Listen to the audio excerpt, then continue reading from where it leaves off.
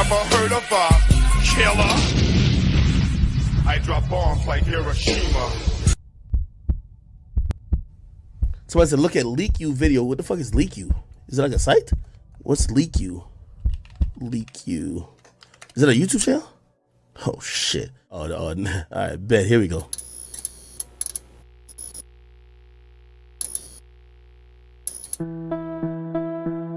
Please hit the like. Thank you.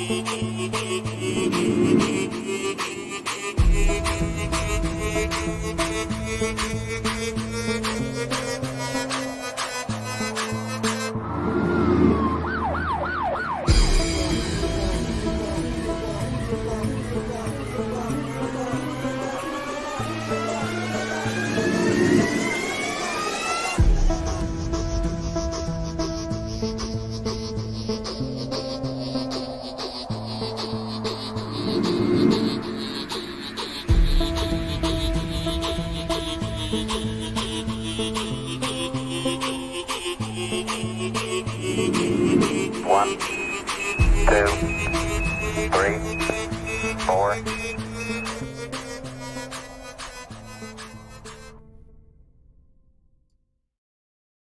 Good morning, good afternoon, good evening, everyone, depending on where you are across the world. Many time zones tapping in, and we are going to tap into something very interesting that happened recently. Now, and I'm talking 2 days ago, right? So a few days back, there was a man that came out named Jason Sands, right? And I did a couple of videos on this, did a couple of live streams actually on this. Jason Sands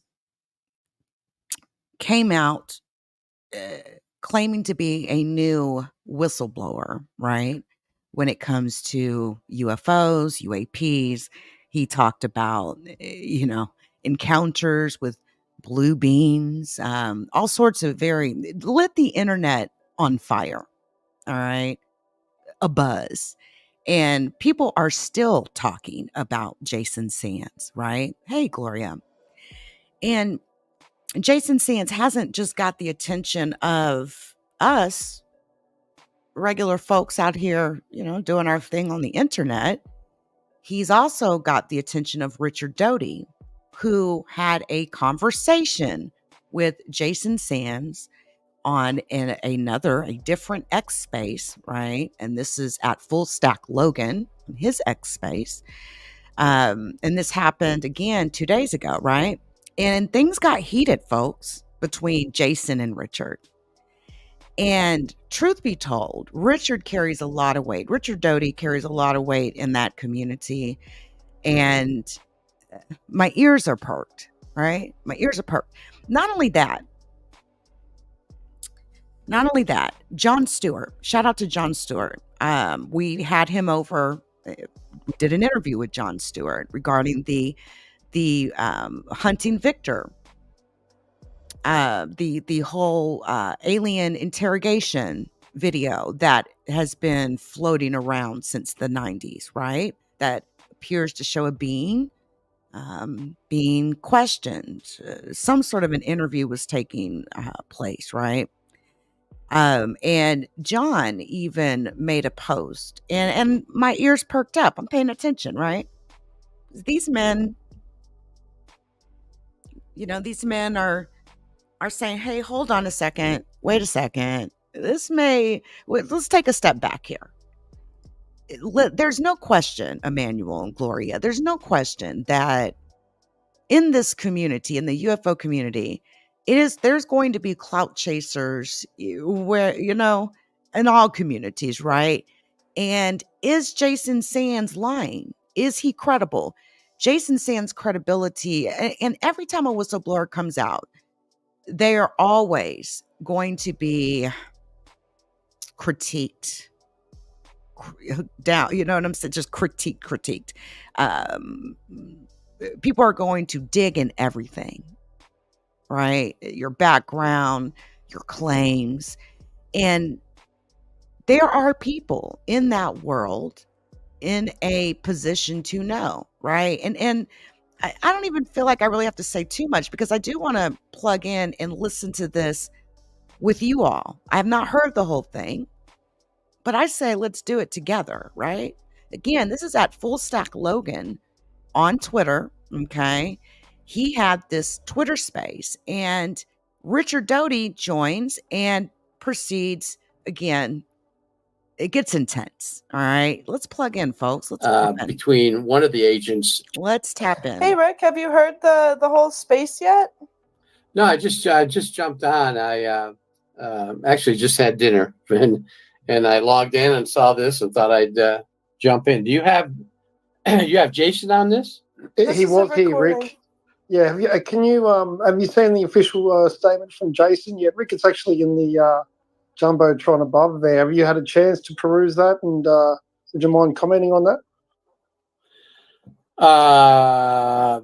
Commenting on, I'm not sure what are we talking about? I don't know if we've seen it yet, but if you go over, you'll see my post about whistleblowers. But if you swipe to the right there, the Jason Sands guy has put out an official statement. Oh, okay, yeah, I see it discussions. now. Yeah. He names you in it, Rick. Yeah, well, here's the problem. I had an hour and a half conversation with Jason yesterday afternoon, and I confronted him with a lot of things, that the inaccuracies that he posted, and it's just not me talking. There's many people out there that are going through what he stated and finding errors in what he said, and I just questioned him regarding some of these statements that he said, and I'm primarily interested in his alleged incident out at the Nellis Stetson training range, because he went over that with me, and he wasn't sure if it was October 93 or October 1994,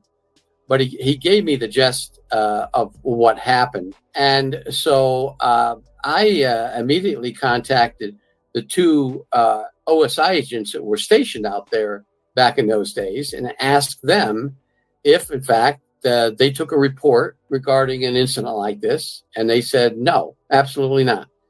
And I confronted. In fact, I tried to get a three-way telephone conversation between one of the agents, and he's since retired, that agent, and Jason, but we just couldn't.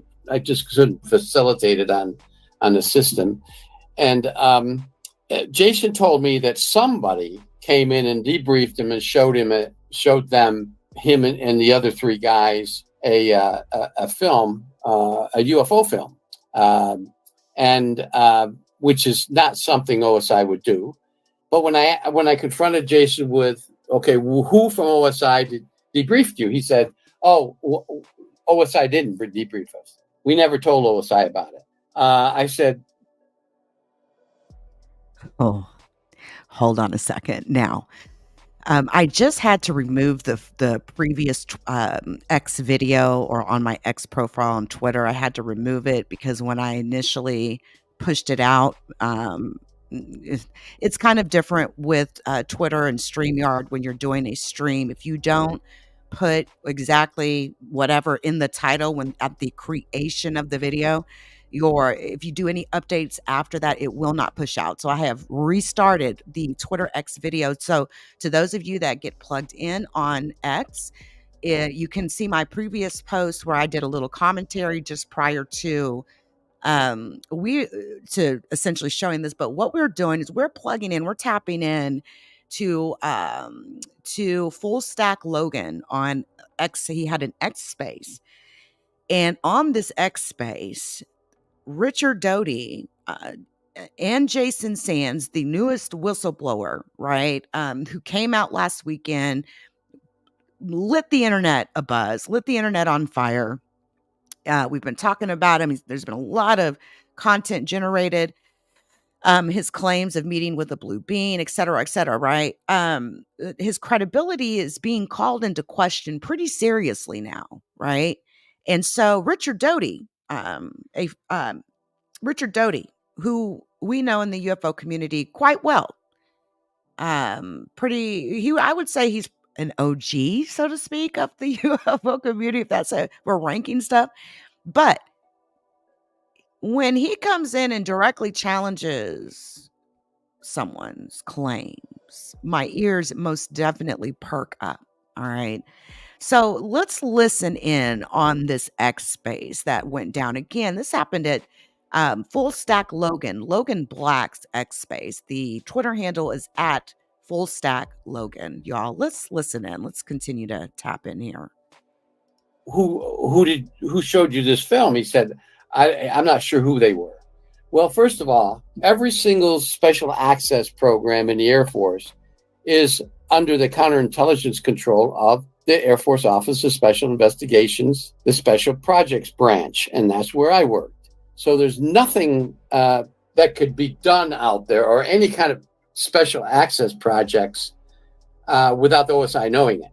Now, the two agents did say that the unit that Jason worked for did in fact come out there at times up to Quartz Mountain and set up a telephone intercept operation, which just meant that they were monitoring the phones of a secure facility, which Nellis Test and Training Range was a secure facility.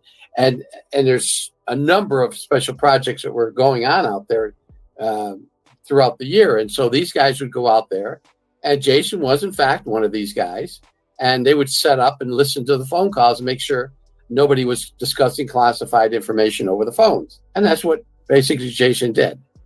And so I said to Jason, I said, well, OSI would have known about this. And I can tell you right now, the two agents that were stationed out there at the time knows nothing about this. They said it never happened because we would have known it.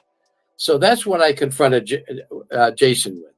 And there's some questions about a security clearance. And he explained to me where his clearance was filed, which is in something called PDOS. And I said, you mean you still work for the government? He said, yeah, I still work for the government. I still have a clearance. I said, well, what agency do you work for? And he wouldn't tell me. And I said, well, Jason, if you were working for an intelligence agency right now, why are you coming out and making these statements? And he said, well, I'm covered. I'm covered. I'm a whistleblower now. And I said, okay, you're a whistleblower. Who are you a whistleblower with? He first told us the inspector, the IC and IG is the intelligence agency inspector general. Well, Greenstreet already checked that list and he's not on it. And then he said, no, I'm not on the DOD IG list, or that I'm on the Congress list of whistleblowers. Nobody seems to know where that list is, and nobody seems to know whether that exists anyplace. Now, I wouldn't know, but there's other people out there, a number of people, Eric Davis, and I mean, probably 20 or 30 people that went and checked on different lists. They can't find his name. So that's what I confronted him with. I said, well, just tell us where you're at. And that's all I'm interested in, is the story out there at Nellis Test and Training Range. Because I've told a similar story years ago. In fact, Greg Hutchinson, the OSI agent that was in charge of Tonopah, gave a presentation on an incident that happened out there, almost similar to what Jason is saying. But that happened in 1984, in the fall of 1984. It involved a convoy moving from a Nevada test site up through Papoose to Groom Lake, and then west over towards Tonopah. And at that time, it was called Tonopah Test Range. Today, it's called Tonopah Air Force Base. And during a checkpoint, an Air Force security policeman, a staff sergeant, and we know him, and we know his name, and we know where he lives. And he told the story to OSI back in '84. He didn't tell it to me, but he told it to Special Agent Hutchinson, who related it in a UFO convention in 2010, which really sounds almost the same as Jason's story. So I asked Jason, is it possible that you're relating a story that you might have heard from somebody that goes back to '84? And he said, no. The incident that I went through happened in '93 or '94. He couldn't remember what year. So that's the problem that me and along with many other people have with Jason. The official letterhead that he's addressed you in has a title of you. Oh no, what happened? Was that you, Logan? Oh yeah, sorry about that. Dang, it's my dog, man. Sorry about that. Go ahead, Benno. I was just going to say that the official letterhead that Rick... It's one of those echo fucking mutes. Sorry about that. It's just that glitch. Just waiting for it. I just wanted to ask Rick who UAP United are. Can you repeat that, Ben? I'm sorry, it was glitching out while you were speaking. What's Rick's knowledge of UAP United? Because that is the official statement from Jason has come out with a letterhead under UAP United. So he's obviously representing some sort of entity, and what's Rick's knowledge of who may be involved with that particular group? And what was that other term he used? Not the Galactic Federation, but there was a different term. Ashtar, I think, or I don't know if it was Ashtar or Asher. That Ashtar was used. Asher, not Ashtar. Correct. Yeah, he pronounced Asher, but someone said it may be an accent thing or a slang or a lazy slang. But I wanted to ask Rick, what's his knowledge of UAP United? I've never heard of UAP United. We checked. In fact, I just got an email from somebody that asked me the same question. He said, I can't find it anywhere, but is it another group? And so I don't know. I don't know what it is. Can I make a guess? He said in the space that he was putting together some sort of organization for whistleblowers, he said. So maybe that's what that is. Oh, okay. Yeah, I guess that's very possible. Yeah, hi, Rick. I'm the same as you, mate. I'm very skeptical about this guy. I appreciate your commentary on it so far. The question I've got, because this is all going to get sorted out soon, but why do you think this guy was? I think he was put out there. What do you have any sort of thoughts on why this guy was put out there? You know, that's an excellent question, because many people within our group, the Advanced Working Group, is thinking the same thing, that he's a plant by the government in some form of deception operation, that he's trying to confuse the UAP program, or the legitimate UAP disclosure program, to just fill the air with uncertainties and questions that will distract from our real effort of getting disclosure out there. So yeah, I agree. I think that could very well be a government deception operation. Well, I'll just a quick follow-up, mate. It just made no sense. I mean, right from the start, I've always been, I don't know if you're into the 20 and back or not, I think it's horseshit, but the thing that just made no sense from the start was, I'm one of James Fox's guys from his documentary, and I thought, oh, hang on a sec. No way in the world would James want anyone coming out before his documentary comes out. And from that point on, I just remain skeptical, you know? Yeah, I agree. I wouldn't if I was James. I mean, I like James. He puts out some good movies and documentaries, and I don't know why he would allow that to happen. I mean, it just doesn't make any sense to me either. But you know, I'm my position is I think he's just he's made up the story about the incident out there, and that's what I'm concerned about, because the two OSI agents who had worked out there, they're since retired, and they worked for actually another intelligence agency.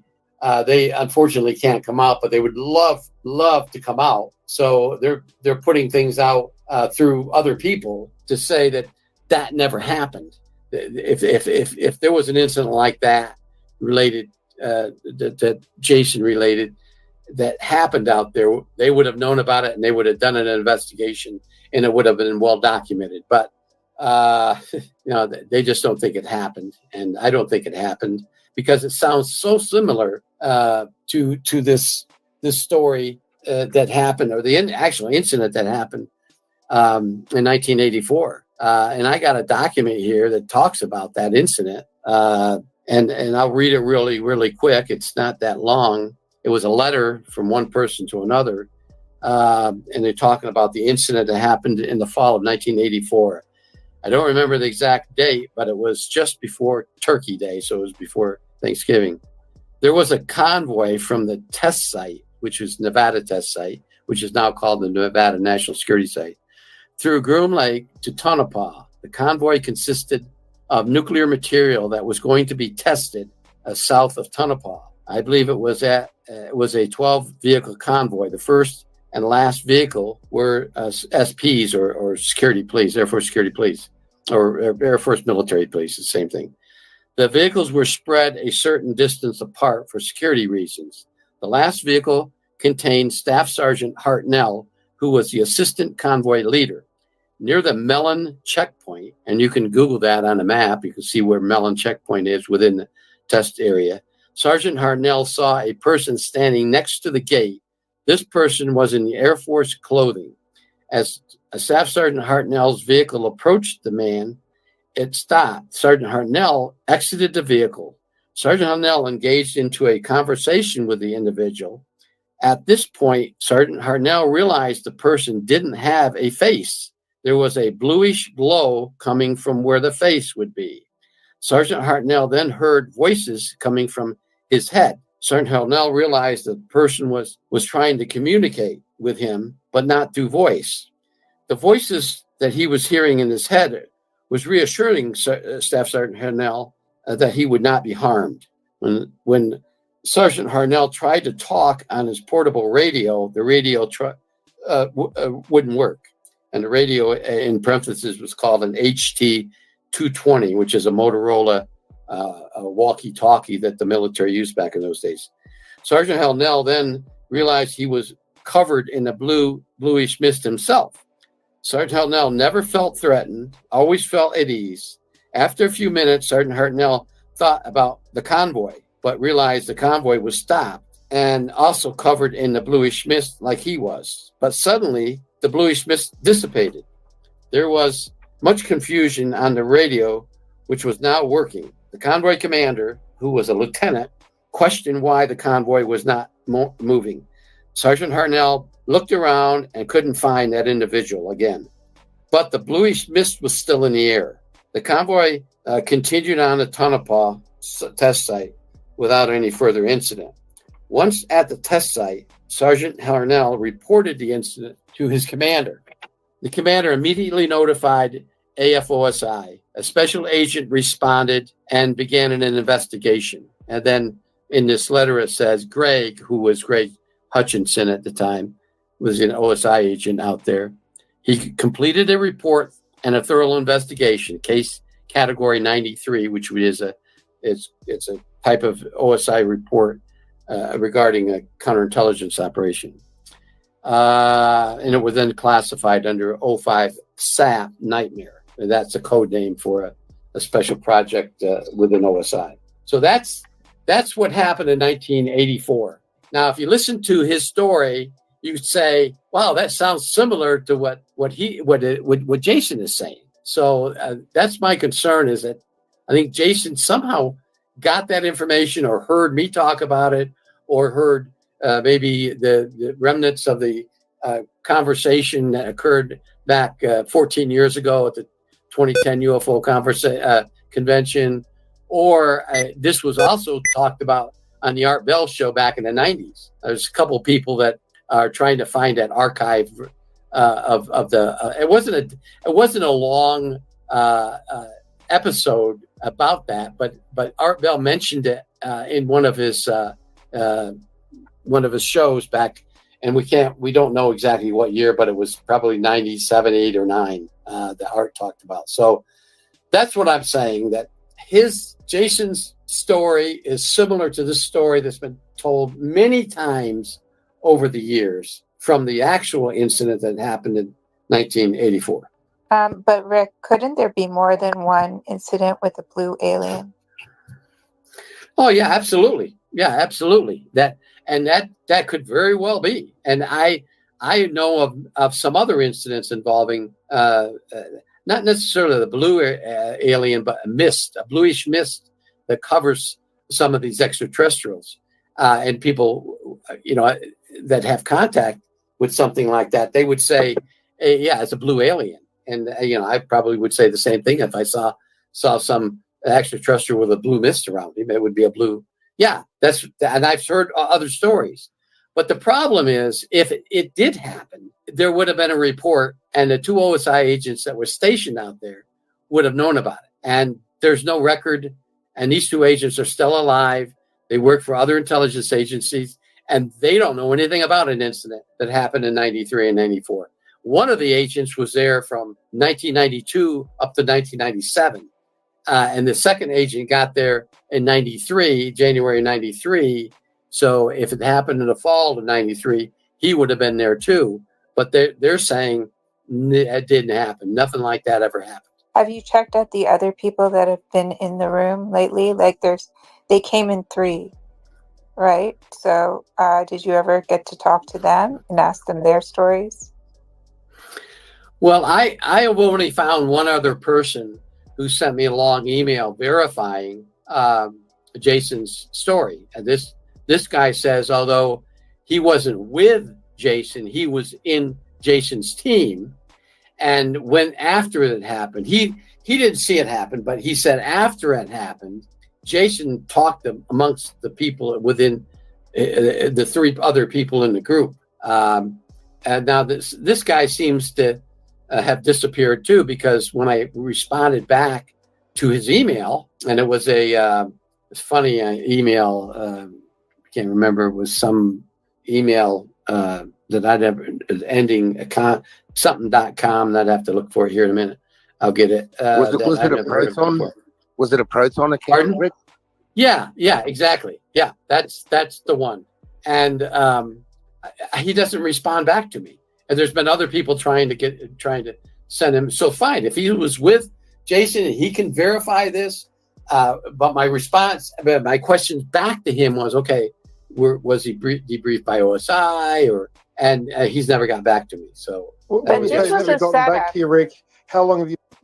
Oh, hold on, everybody, one at a time, because then otherwise we can't know what you're saying if we all speak over each other. But actually, let's get to someone with a hand up. Nora Cartot. I don't know who you are, but I'm dying to know. How's it going? Hey, I just have a question for Mr. Doty. I saw that you blocked Estimate of the situation, and I heard he has ties to the CIA. Is it something that we should all be doing? Is he a disinformation agent? Are we really going to do this estimate? Come on now. Also, how close are you to Kit Greenson? And how much are you paying Eric to write your book for you? I don't know. Estimate, that's not very nice, is it? Let's stay respectful, shall we? Yeah. Are you paying Eric the Wanderer to write a book for you? Eric the Wanderer is like a rich dude. He's probably more rich than Mr. Rich Doty is. That'd be a weird thing to do. Experience, go ahead. All right, what's up, man? What up, Rick? We haven't really talked, but I know who you are. I just wanted to preface this by saying, like, I'm not in any side when it comes to Jason Sands yet. I think it's too early. I've been re-listening to that space. And the story that you just read, aside from the alien, the color blue, and Convoy, doesn't really match what Sands said in his account. Now, not to say that it can't be fabricated, maybe he came up with all the extra details. I didn't get the impression that it was, but when he explained his account, the alien had no hair, no eyebrows, large nose, ears contorted to his skull, and a bluish tint to otherwise white skin. It was wearing a camouflage uniform next to a down craft, which indicated that if he was wearing a camouflage uniform, that he's potentially working with the government somehow. So aside from, the story that you told, there's more details in his account that seem different from what you read. So I'm not saying that it's true or not. I don't know. I reserve judgment. There's plenty other things that I think we could chew on with what his job function was when he was working over there for those bases. So what do you think about that comparison? Did you actually hear his story as opposed to comparing what you just read? Yeah, I spoke to him on the phone for an hour and a half, and he told me his story. But this is what you got to understand is Nellis Test and Training Range, especially back in those days, and that would have been when a number of highly top secret, highly classified programs were occurring in and around Tonopah. And one of the reasons that his team would have went out there is for phone intercepts, to monitor the phone systems within the most secure. I tell you what, that Nellis Test and Training Range now and before was one of the most securest locations that the United States owned. So it's protected by what we call a counterintelligence net or a counterintelligence network. When I was out there in the 80s, we had a counterintelligence net. Now, in the 1990s, they had the same thing. If a UFO would have crashed near Tonopah or any place on the range, but he specifically said in Quartz Mountain, there were a number of sensors, classified sensors, all over that site that would immediately detected it, number one. Number two, AFOSI is responsible for the counterintelligence operations to protect special access programs. So they would be the first to know about any of these things. But for him to say, I don't care what his story is, but him to say that this crash, the UFO would crash or UAP crashed, and he had contact with an extraterrestrial. And then later, somebody came in and showed them a UFO film and then debriefed him. And he said it wasn't OSI. That sent a flag up because it wouldn't have been anybody but OSI. There's no other entity out there that would have done that but OSI. And the two OSI agents that were stationed out there during that time period said that never happened. So that's what I'm saying. All right. So one quick follow up, and I'll let the hands go. So would there be an instance where OSI would not be contacted? The reason I asked this is because he said prior to him going on this convoy, he was told by whoever his superiors were to ignore anything or anyone that's out there. That if you see anyone, ignore it. They ended up not doing that because apparently this guy was wearing camos. So my idea or my thought is, and I can't confirm this, is that they pulled over to help what they potentially felt like was, a soldier. And then it turned out to be this ET. So if he was briefed by his superiors to ignore this, that maybe OSI wouldn't know of this. Is that something that's possible? Well, I guess anything possible almost. But the two OSI agents that were the only two OSI agents that were at Tonopah, we know who it is. We know who they are. And they are alive and they work for another intelligence agency. And as soon as Jason's story came out, other people, not me, but other people who knew that had been stationed out there, immediately contacted them and say, hey, what about this Jason Sands story? And when they had related to the OSI agents that had been stationed out to the story, they said, when did this happen? And then he said between 1983 and 1984, 1993 1994, they said, no, nothing like that ever happened. But they did verify the fact that those types of teams did work out of Quartz Mountain, and that's exactly where Jason told me he went to work. There were a team of people. They stayed off base at Beatty, and they drove through a particular gate. We called it the T gate, and he knew that gate. And they drove up to this mountain after getting clearance to enter the area, and that's where they set up their equipment. All that is real. I mean, all that is absolutely can be verified. The only thing that is questioned is his story about the blue alien and what had happened.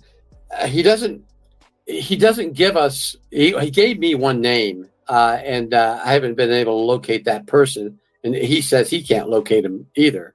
So just to verify what he said, but if it happened the way Jason claimed it happened, OSI would have known.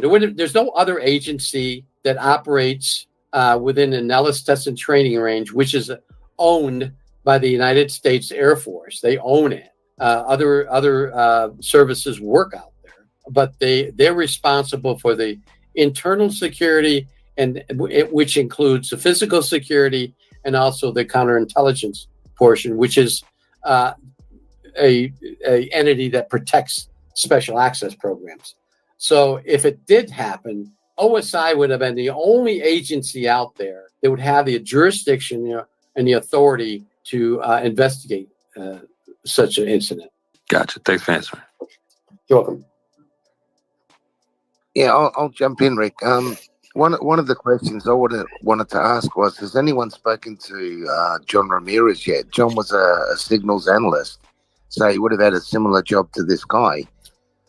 Could he confirm that one person would have that sort of function to be able to listen in on multiple high-level SAP programs? I can tell you that we used OSI when I was out there. We used these people. We used people trained like Jason to do that. We'd set up a particular. But Rick, would they have had access to the way I'm sort of trying to say it is, if there's multiple siloed programs that are siloed for very good reasons, would one person be cleared enough to be able to listen in on all of those programs? That's a good question. I don't know because I don't work. I never worked in that career field. I don't know. I don't know what kind of equipment they have. I know that there's teams of people that do it. It's not one person that listens. There's teams of people, and they do it in a bank of numbers. Every outgoing number that leaves the site. Now, back in those days, they had different classes of telephone lines. A, B, and C. C meaning when you picked up the phone, you can only talk to people within the base. You can't get outside the base. And B means that you can talk to somebody outside the base, but you have to have a certain code to get out. And A is just a general GP phone, meaning you can pick it up and dial 9 or whatever the outside. Sometimes it's 7. But 9 and then the number, and then you can get outside the base. So those are the phones that they were interested in listening to. Now, they didn't just listen, they recorded everything. Everything was recorded on a dictograph type of system back in those days. I don't know what he probably had a different and more advanced system in the 90s. So I'm saying that it's possible that he could do that. It's just that and I'm not doubting that he is not who he says he is, because we've already got his DD form 214, and somebody actually posted some other things about him at training records. I don't know who did that. Plus they posted his security clearance, top secret clearance from an expanded background investigation. And during the time frame he was in the 80s, when he came in, the Defense Investigative Service would have done a background investigation, and somebody posted that plus the case number on him on the internet. So but he didn't have special access to certain programs. That's what they're saying. Anyways, so he is who he claims to be. It's just, my question is, why would he be talking about something if, in fact, he's still working for the government, number one? And why would James Fox allow him to come out and talk about this? I mean, I just understand promoting the film, but not some of the things that he has said and his website. He had claimed to be an attorney and he's not an attorney. Other people have checked the New Jersey bar and found out he's not an attorney. Anyone could do that, Rick. Anyone could set up a website and put someone's name on to smear his name. I mean, that's an old play. And my question to you is, Rick, how long have you been aware of Jason Sands and his claims? I mean, you said that you're even in contact, if I heard correctly, with someone who was with him when this alleged incident happened, and you've lost contact with them. That would kind of suggest that this actually did happen. But I'm curious, how long have you been aware of him and his claims? Is it of recent, when he was in the space with Rob Wood, or did you know prior that this was coming? And as far as, without quoting him, as far as Jason's concerned, he's been vetted by the right people. He's gone through the motions, and essentially he's claimed that he's lost trust in the process of Arrow and the intel, as far as like them divulging this information to the public, which has prompted him to come forward on this platform. Are you supportive of that? May I ask if that is his position on the actual process of disclosure, and perhaps he's just circumnavigating potentially groups that you've perhaps been a part of? Well, I don't know of any group that I was a part of that he was a part of, number one. Somebody had talked about, not him, but a guy by the name of Ted Howell, and the name he used some 6 months ago. He was on actually it was Jason, but he was using a different name. He was on that Go4 or whatever that's called site. And some people have talked about them, but I actually didn't even hear his name until the Saturday night X Space occurred, and I logged on to listen to him, and I listened to what he said. I would probably listen for 3.5 hours. I'd had my hand up a couple of times, but they just never got to me. But I was going to ask him some questions. So that's when I actually knew of him. And then the guy that I think Jason might have given my email address to this guy that sent me a email verifying what Jason said. Either that, or maybe it was Jason using another email. And that's why nobody's responded back to me when I asked them questions. So I don't know. I'm not faulting Jason for being in the United States Air Force or serving his country for 22 years. Nothing like that. I praised him for that when I talked to him on the phone. It's just that some of these things that he claims, like he wasn't on the UAP task force. He claimed that now somebody had posted, he claimed that on 3 different podcasts, and I don't know about that, but I know he did claim it in one that he was in fact, and then he wasn't. But he said, no, I made a mistake, and I said this, and I was on a forum, and I wasn't on the actual task force, and then some of these things he's claiming the people that he named some people. He actually named Dr. Hal Putoff, my former employer. I worked for Hal for 12 years, and Hal doesn't know him, so why would he mention Hal? And some of the things he claimed. Now, here's another problem. He says he's a whistleblower. Okay, great. God bless the whistleblowers. I support the whistleblowers 1,000%. I support the law that was placed into effect by Congress to protect whistleblowers. I'm 100% for that. So, okay, what list are you on? He told me he was on the IG list. Okay, we checked. His name's not on there. So when I confronted him with that, he really got upset and said, "No, you're making things up." I said, "No, Jason, that's what you told me. You told me that." He said, No, I'm on the congressional whistleblower list." Okay, where's that list at? Where can we get a hold of that list? Because our contacts within at least the Senate side doesn't know that list. So, okay, all he has to do is say, "Oh, here's the list. Here's why I'm on it." Great, fine, okay, enough said. If in fact they vetted him, in order to you got to understand what you got to go through to become a whistleblower. You can't just walk in and say, "I want to be a whistleblower" to the ODIG and say, "Here's what I did in the past, and now I want to be a whistleblower. I don't want to talk about all these things I did in the past." Okay, what the first thing they're going to do is say, "Okay, let's do a background check on you, find out where you worked and what your career field was, what your MOS was, and tell us how you connected or how you had contact with UAPs or UFOs. And then they check, and there were, and the DODIG, Chris Mullins stated this.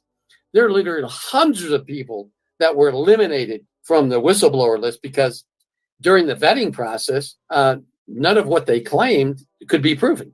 And so one of the things that Jason would have had to, he could come in and say, I had this incident that happened in 1993 or 94.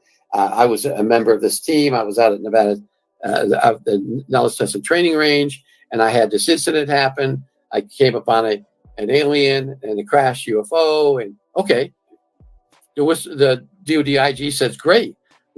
Let's go find that report. Well, where would they find it? Where would they get it? From OSI. And guess what? There isn't any report. So this is the problem, the dilemma that he's putting himself into. Nobody's putting him into this. He's doing this to himself.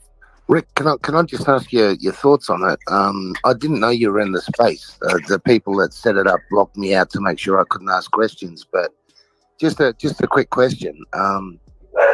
You were in the space, and they didn't let you up to speak. They know you're an OSI. They know that you've worked for these agencies, and don't you think that's suspect? Yeah, it did. It was. And in fact, I sent, can't remember, somebody an email that was in there, one of the hosts or co-hosts, and they never responded back. So I think I think they didn't want me to embarrass him, and I wouldn't have. I was just going to ask him questions.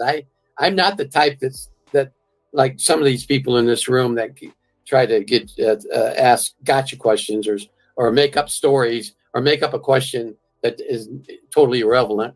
I wouldn't do that. I would just ask him questions, and I wouldn't argue with him. I would just ask him questions, but they never called me. It's interesting. They never let me up either, so I wouldn't take it too personally. It happens, I guess. Yeah, I saw you. In fact, I was right next to you, Logan. So yeah, I thought eventually. Yeah, but I'm recorded anyway, so it's all good. Okay. Here's Rob Wood. He was the host of Space. Maybe he can. I don't know. Is he the one that you sent to come up himself? But he was given an invite. I never saw that. I never saw an invite. I had to come back. I got kicked out, or it's not. I'm not saying kicked out, but I had to go out and come back in twice for some particular reason. I don't know if it was my internet connection or whatever, and so maybe that was the case. I don't know, but. Can I ask a question? If someone's making claim that they're part of a government investigation, isn't it for the government to kind of investigate that and take some interest in that, or no? Well, rest assured, there's people within the government right now that are looking into some claims made by not just Jason, but some other people. I can guarantee you that's happening right now. And also, Rick, regarding some of the questions that I asked him, are we working with NHI? Do you know that question? I'm sorry, did I hear that question? Yeah, I heard you ask. No. Yeah, so can you answer that question? Okay, I'm sorry. Say that again. He's asking do you know if we are working with non-human intelligences? Yes, absolutely. When I was out at Area 51, I told the story many times before, as has some other people. I saw a van saying J-Rod on it. I didn't know what it was. I asked some people, and they said I wasn't cleared for it. So I left it at that. But when I went out once at S2, I saw the van out there, and I kind of put two and two together and figured, we got an alien working here. And then later on, that was verified that we did, at least in the 80s, had an extraterrestrial that was assisting us in reverse engineering. So yes, the answer to your question is absolutely. At least then we did. And I'm sure we still do. Well, so do you think there's different groups assisting us with tech?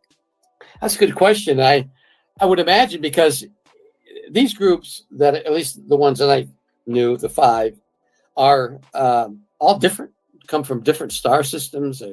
Their biologics are different. mannerisms are different. Everything, their technology is different. So I think the friendly ones, we might have made some sort of agreement with, and that they're working with us.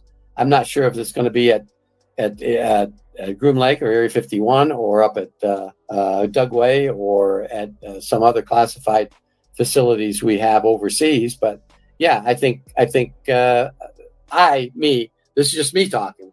I actually think that we are working with other species. Hey, let me ask you this, Rick. So somebody sent me a message that so he set up a fund called firsthand.fund, this whistleblower. And apparently now there's a new, what's it called? Well, I don't know what it's called. It's like a GoFundMe kind of website, right? And they're asking for like $100,000 for their like whistleblower kind of group that allows whistleblowers to come forward and protect them and all that kind of stuff, right? But have you heard about this firsthand fund before? No, never heard of it. What's up, Zim? Go ahead. Hey, so Rick, you just 2 minutes ago said that the host of that space wouldn't let you ask questions. You weren't going to give a gotcha thing. The host of that space led up. Stephen Greenstreet, who was, by the time he got off of asking questions, was posting, calling people liars. So was Lou Jimenez. And you just heard the host of the space, everyone, say, Rick, I sent you 2 invites to speak.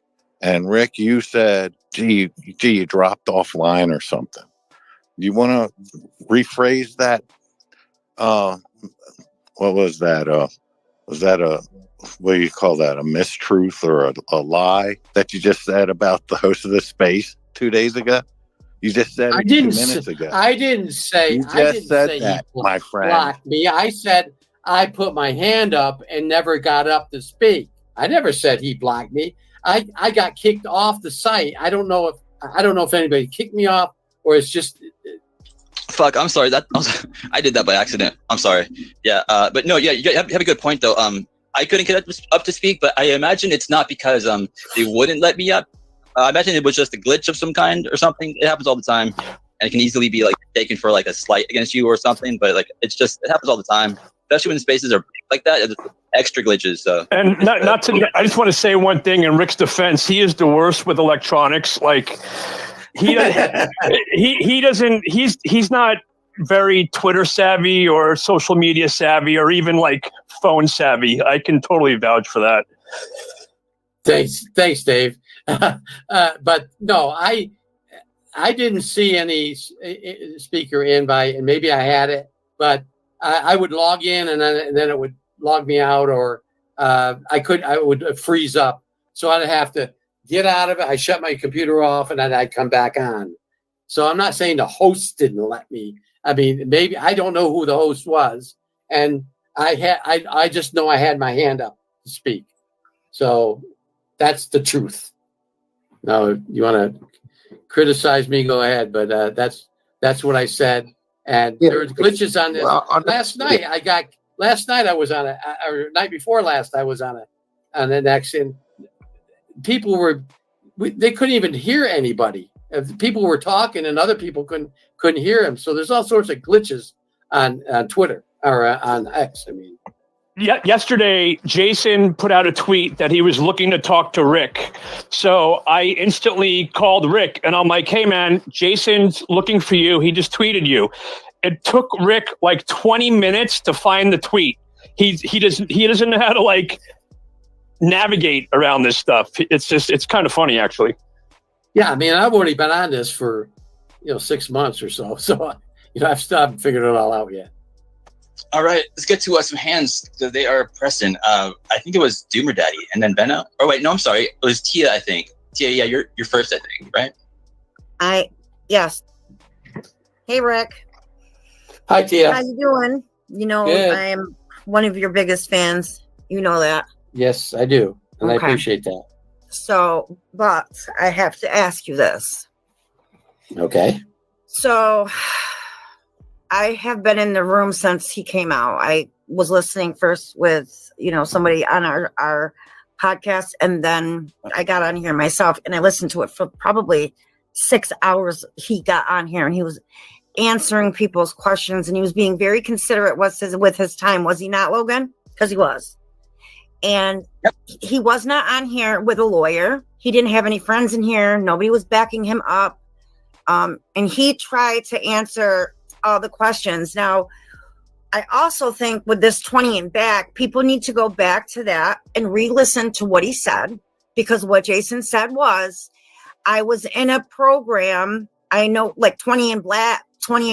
It wasn't 20 and back, but it was fucking hard. He made that very, very clear. And he was asked like twice. And when he was answering the questions, I mean, it was kind of like a conversation that I would have. I can't remember everything that I did yesterday, let alone last week. Now, if there's these beings, and I believe you, I believe that these things are, I believe what you say. I give you that confidence, because I believe that you deserve it until you're proved wrong.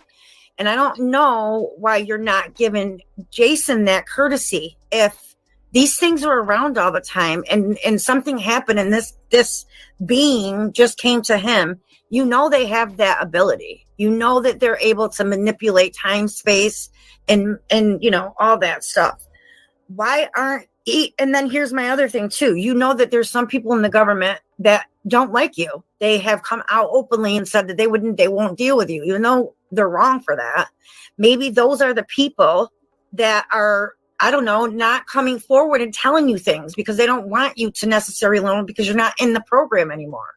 And my third thing is, I love you to death. I do. I want you to kind of look at him. He might be a fish out of water here in this aspect and really need your help, really. And I just hope that you would give it to him if he needs it. And that's it. Okay. All right. Yeah. Fair enough. Well, first of all, I did reach out to him. That's why when I sent him a message on Twitter, and then Dave Altman, my very, very, very good friend, facilitated having me get in contact with him.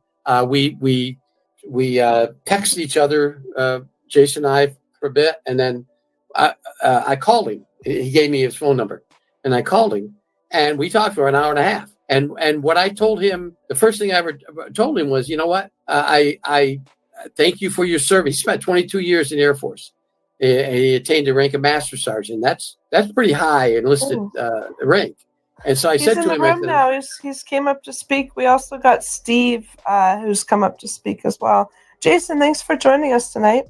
Yeah, no problem. Yeah, I talked to Rick yesterday about all of these issues. I told him last night, but I'll tell everybody, he brought up this 1984 incident about, I'm confused about this nuclear incident that happened all the way on the left-hand side of the Nellis Test Range. I wasn't even on the Nellis Test Range until 1990 and working there. Number two, the place of my incident was in the Southern Gate over by Quartz Mountain. Totally two different time frames, totally two different locations.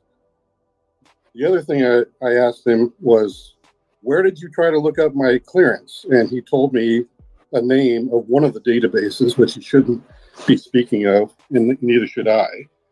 And it's the wrong one. It is the absolute wrong one. He knows, and Eric Davis knows exactly, there are numerous classified databases where people's clearances are kept.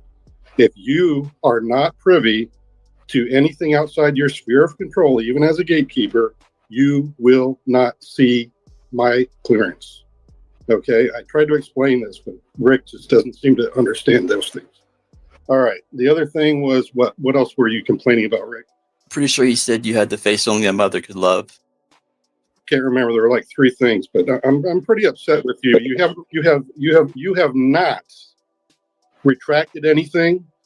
I've got you dead to rights on all of your misconceptions. You're incompetent because you and Eric cannot even get the simplest things right about my background or even how to look up a clearance. Okay? You need to shut your mouth before I really dress you down. Did Rick leave? Yeah, Rick left the room, Jason. Hey, listen, guys. I'm going to call him. I'll be right back, all right? I'm going to see why he left. Well, because he's scared half to death. Well, I'll call him. Hang No, on. no. He probably he doesn't have really good internet. Yeah, I know he's traveling, Yeah, so but I'll be right he back. would never leave a debate like that. Yeah, something happened. Hang on, hang tight. I'm gonna call him. Convenient. Hey, real quick, Jason, I have a quick question before I call Rick.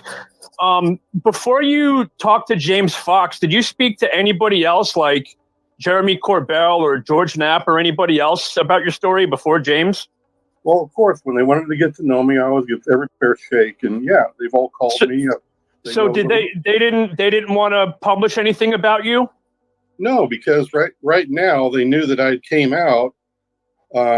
Everybody was pulling me in different directions for one thing or another. I didn't think anything of it because most people. Hello, Jason. Oh, come on! I had one question. All right, let me. Oh wait, is he back? Wait, hold on. Jason's here. Yeah, relax. Hey, Jason, you're still here, right? Looks like a speaker to me. Hey, calm down, bud. Those who want to believe sorry. There he is. I just had a call. I'm sorry. I had to take a break. It was urgent. So that's all I really got to say. So why didn't you go? Why didn't you go with somebody like Corbell or George Knapp putting out your story? Because they wanted. They've always said that they supported me, and that whenever. But I would just think, like, if a whistleblower came out and George Knapp or somebody like Corbell was like, oh my God, this guy's story, he's a whistleblower. I want to be the first one to get his story out there. Why didn't any of them do that? Because I think everybody had a plan, because that's what pissed everybody off when I came out over the weekend, is they're all like pissed off because I think they all wanted to do their own thing with me, or they had a plan for me, but now they're all upset because I'm not doing it their way, I guess. I don't know. Hell yeah. I love that. You're like a maverick, a lone wolf. The people's whistleblower. But yeah, Jason, I just got an email from some guy. You have this group called like the firsthand.fund, right? I think you commented on that guy that posted that like link to like a GoFundMe kind of website. No, the Firsthand Fund is the one, if it's firsthand.com or whatever it is, that's the one I set up. That other one that somebody mentioned today, that's BS. That's not me. The only one that I've ever been interested in was the firsthand.com. There's no other. So if you see any other sites that are not firsthand.com, then forget it. It's not. Oh, really? Okay. Also, since you're here, we're talking about the website thing. I don't know what the answer is about like this lawyer website. Hold on, you all. Wait 1 second here. Oh, wow. I am listening to this with all of you. And I just have to say that, Jason, your credibility is taking a major hit right about now. Raising what money? What? Huh? Shout out to the 100 or so that are listening on Twitter, man, on X. Shout out to FullStackLogan for this particular space. I'm not as familiar with spaces as many of you all. It's very similar to like a clubhouse type of space, community, so to speak. I'll get myself more familiar. I'm sure I could have a space too. I just am not as familiar with it. But I will get more familiar with it because I would love to be in on some of these conversations. And I've been tapping in to various folks over there in the UFO community. It's a whole different vibe over there on Twitter. But anyway,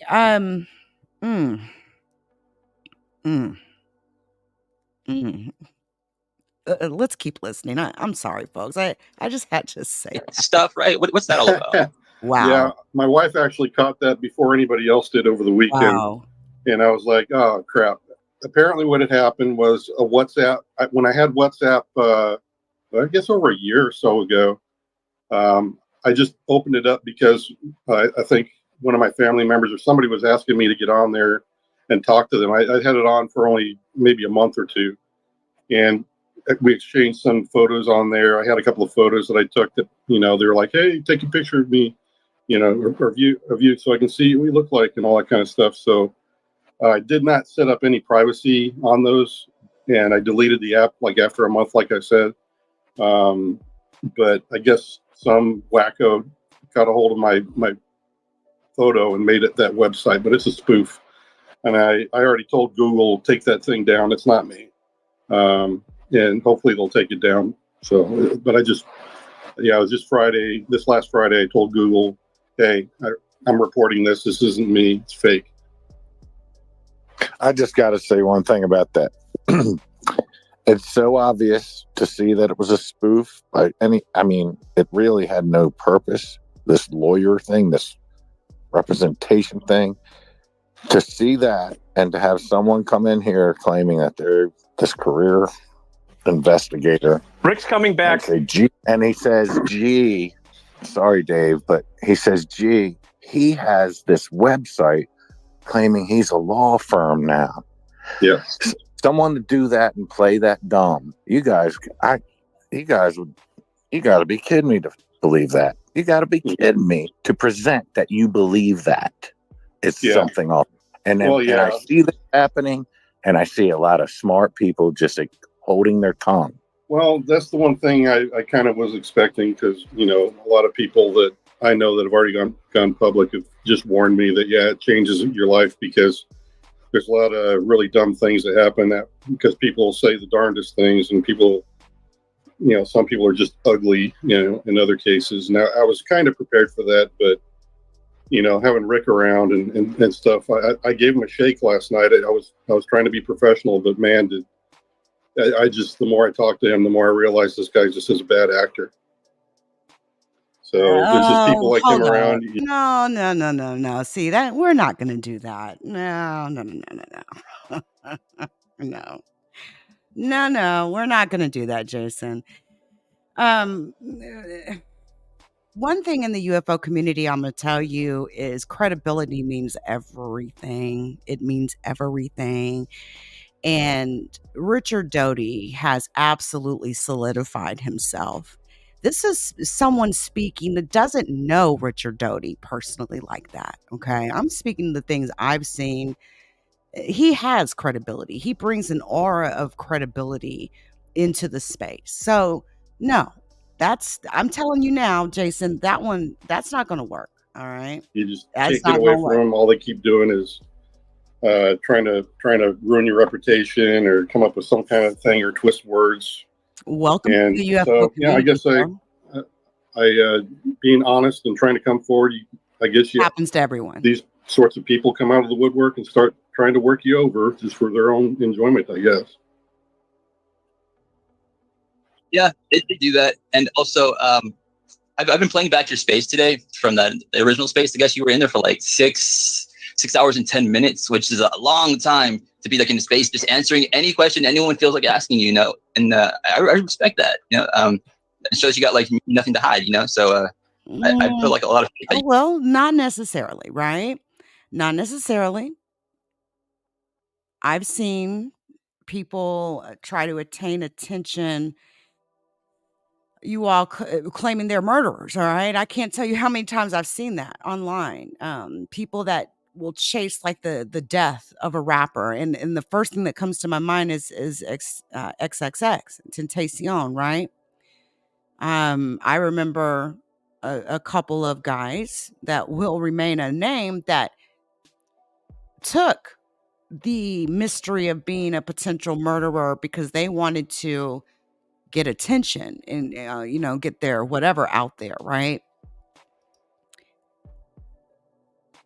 These are the types of very hard questions that anyone claims they are a whistleblower in the UFO community will have to face. We're already skeptical anyway of everything and everyone. And that's just a fact, you all. That's just a fact. So no, this isn't really sitting right. It's not sitting right. Okay. It's just not. Let's keep going. Wow. You're doing like a good faith kind of stuff, but I wouldn't rest a judgment about you for negative stuff. Well, I agree. It was a long talk. I didn't expect it to go like that. I thought it was just like 90 people online that were having a respectful discussion.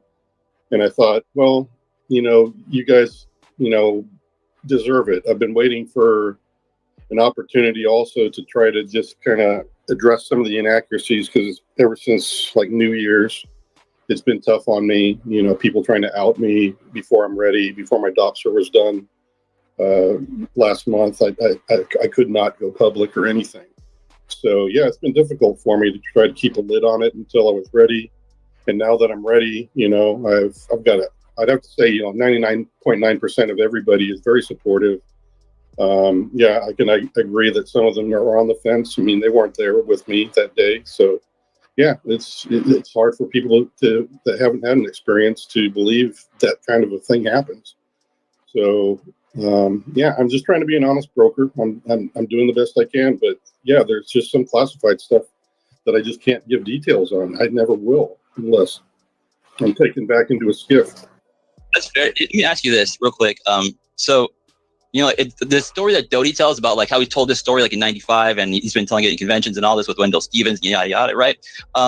Your story is very similar too, right? I mean, how do you explain that? Is it just that like yeah, how do you go about explaining that exactly? Is it just coincidence? Here you go. The similarity is maybe that, a convoy. Okay, well, yeah, nukes always have a convoy. When we go uprange, there's a convoy. So what? There's a convoy. It doesn't matter. Besides that, there's absolutely zero connection because, number one, I didn't even know it until he brought that up. I was like, really? There was a nuclear incident that you and your buds saw in 1984? And I told him I wasn't even there until 1990 on Nellis. How would I even have known there was an incident there? Besides that, he's talking about the Tonopah Gate. That is hundreds of miles to the west of where I was and had my incident 10 years later. I'm like, good grief, where on earth are you making a connection, dude? I'm like, you really think that's viable information or contradictory information? I'm like, you're talking like years apart. And here I am. I'm not even on station until 1990. I mean, come on, dude. It's like you expect that to float as a factual thing that, I'm somehow confused about the two. I'm like, I didn't even know about the 1984 thing that he's talking about. That's fair. No, hey, I see you have your hand up, Mr. Doomer Daddy. Do you have something to say? Yeah, first of all, it's awesome we have Jason Sands and Steve up in here. For a second, we had Doty as well. We also have Dave some Altman housekeeping. too. Dave Altman is also. We also have Dave Altman. No, Doty's coming back. I just talked to him. So about that, you guys, we have 5 million, give or take, a couple million requests in the queue. Right now, I think if Doty came up, we couldn't even let him up. So I think, we don't want to kick anybody. Oh, is that why he said he can't? He said he can't get on. Is that why? Yeah. So I don't know, Zim or maybe if you have another question. But I'll drop off. He's got to reboot his computer and stuff. He said that's what he's doing now. Yeah, I'd like to get to our friend David, and I can definitely still accept Doty regardless of how many requests. And we'll just keep a couple speakers up at a time, and then rotate people through. Wait a second. Wait a second, Ocean. Are you sure you can accept Doty regardless of how many people we have as speakers? As speakers, that's what I'm saying is we'll keep the speakers we have now. We're not going to accept all of these people. We'll wait for Doty to come back, so there's space for him, and we'll just rotate through people, and it will be good. But right. And what I'm saying is, rather than make our lives difficult and fill up the speaker queue, let the request queue build up. Yeah, let's exactly make it what really I'm saying. simple and make it manageable. But I would like to get to Dave because he did have his hand up, and he's here. And is it okay if I ask my question? Because sure, of course. Dave, sorry, go ahead. Jason as well. So like housekeeping, that's how we're going to run this thing tonight until somebody comes up with a better or easier idea. We're going to let the request build up rather than fill up the speaker queue. And Dave, is there any way you can get James Fox on the phone too? Bring him. He's not going to talk to anybody right now, and there's definitely no way he's going to hop onto a space. All right, we'll see. I'm open-minded. Yeah. Jason, it's awesome to have you. Did we just lose Jason? Oh man, I wanted to tell him, unfortunately, and I hate to be that guy, but there are people that I've spoken to who I work with who are probably people that others are saying like, oh, how come so-and-so hasn't spoken out? How come this person hasn't said anything? The reason these people aren't talking is because they've already spoke to him. They've dealt with this guy years ago. And that's why nobody else put him out. So I don't know. That's what I was told. Okay. Well, look, hopefully. Hold on. What does that mean? They already spoke to him? Yeah. So does that mean how people are asking like, why aren't all these other like OG UFO researchers promoting this guy and putting out stories about him? It's because they're not buying it, dude. Like they already talked to the guy. They talked to him like, years ago, and they feel he's just trying to be like a UFO celebrity. That's what they're saying. I get that. I mean, wouldn't it make sense that he would come out like Grush did? Yes, it would. Why wouldn't an actual journalist get his story in the news instead of having him in a UFO documentary? Doesn't make sense, dude. Yeah, Citizen's Don. Do you have a question about something? I had a question for Rick Doty. All right, let's have it. My question was, is he going to contact in the desert? Yes, he is, and he's doing Jaeger bombs. That is happening. Anything? Whoa! All right. I mean, that was it. And I just, I don't want to be. I didn't realize this was millions of people. It doesn't look like millions. Like, I don't know. Well, looks can be deceiving, Citizen Don. Average Chris, or did anyone else not have a question or have a question for somebody that's not here currently? I feel like that's probably the case. But although I could answer that question for you, Citizen Don, that's a fact. I wasn't making that up. If it's okay, I originally came up here to talk. I've never talked to Rick Doty before, and I had a couple of people message me since I was in the Air Force to come up and talk to him. But now that Sands was in here, I would like to ask him a series of questions about that one event at Nellis. If he comes back in, is that cool? If I can ask those questions, obviously respectfully. I mean, I don't care. Anyone can ask any questions as long as it's respectful. I mean, if you're going to be like a troll and just like pose like fake questions that are really just attacks, then like just fuck off. Like that's just disrespectful to like not only like the person in the space, but like the host of the space too, right? You wouldn't want someone doing that to you. So just be respectful is all. Yeah, I mean, I've never not been, but yeah, if it's okay, I'd like to stay here in case he comes back for a little bit. Yeah, I mean, I've always seen you just be like super cool. So yeah, I wasn't trying to be like a dick to the guy. I was just asking questions. You know what I mean?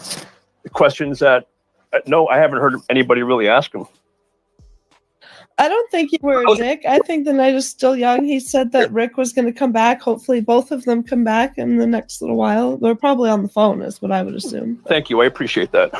Well, I was going to say, like, because Doty had mentioned an OSI investigation. That is one thing that is actually pretty viable. So if this event happened, and that's one of the things I was going to ask, is if this event happened, especially if there were multiple people involved, then there would have been some kind of report on it. They would have been the first ones on the scene. Yeah, and then OSI would eventually have been involved too, or they'd been involved around the same time. So that much is, I actually agree with Doty on that. But quickly lost me on the whole Area 51 S2 alien thing. But yeah, if it's cool, I hope he comes back because I would definitely like to ask Jason some more questions. All right, I'm gonna call Rick again. Can I ask you a question, Chris? How do you think Doty still has access to vet that IGI? Oh yeah, that was another huge question. So so there may be some legal issues there because, and I don't know how much people know, but what Jason was saying is actually true. So if somebody had somehow gained access and passed along that information outside of the secure network to people that don't have that secure access, that's an issue, and that's a big one. So I would probably tread lightly on that right there. Oh, about Doty, I guess he just made a comment that he's been invited to a podcast, so he's going to get on that now, but he'll try to be back later if the space is still available. So, yeah, that's Doty. I love how he gets around for his age. We'll still be here. The night's still young, like I said. And I'm still happy that we have Steve and David here with us as well. I don't know if Benno or Will wanted to speak, but I wasn't sure if I should have, spoken up during what Jason was saying, but I wanted to, give him a chance to say what he's got to say. But I've been talking with Jason for the last year, and I understand everything that he has said. The story about the alien crashing, that's because that alien was working on his craft in one of the hangars and kept trying to take off, and something kept happening and it kept crashing, and he apparently helped him fix it for a while. Does anybody not understand that? What, that the alien needed help with repairs on his spaceship, and he helped him Yeah, with that? that's what I was told. By who? Who said that? He said that. I have been talking with him for the past year. Jason Sands? James Fox. Yes. I've only known him as Jay. He told you. He told you they asked him to help fix the ship. He's a spaceship mechanic. That's not his specialty or anything. It's like that. nobody's specialty, dude. Engineer. It's nobody's specialty. And he loves fixing shit. Well, okay, so per his DD, I mean, I'm the same way. hold on, per his DD 214, he actually, if nobody read that, he actually came in the Air Force as an aircraft mechanic and worked that for 3 years, and then cross-trained over into Intel. So, I mean, maybe he was.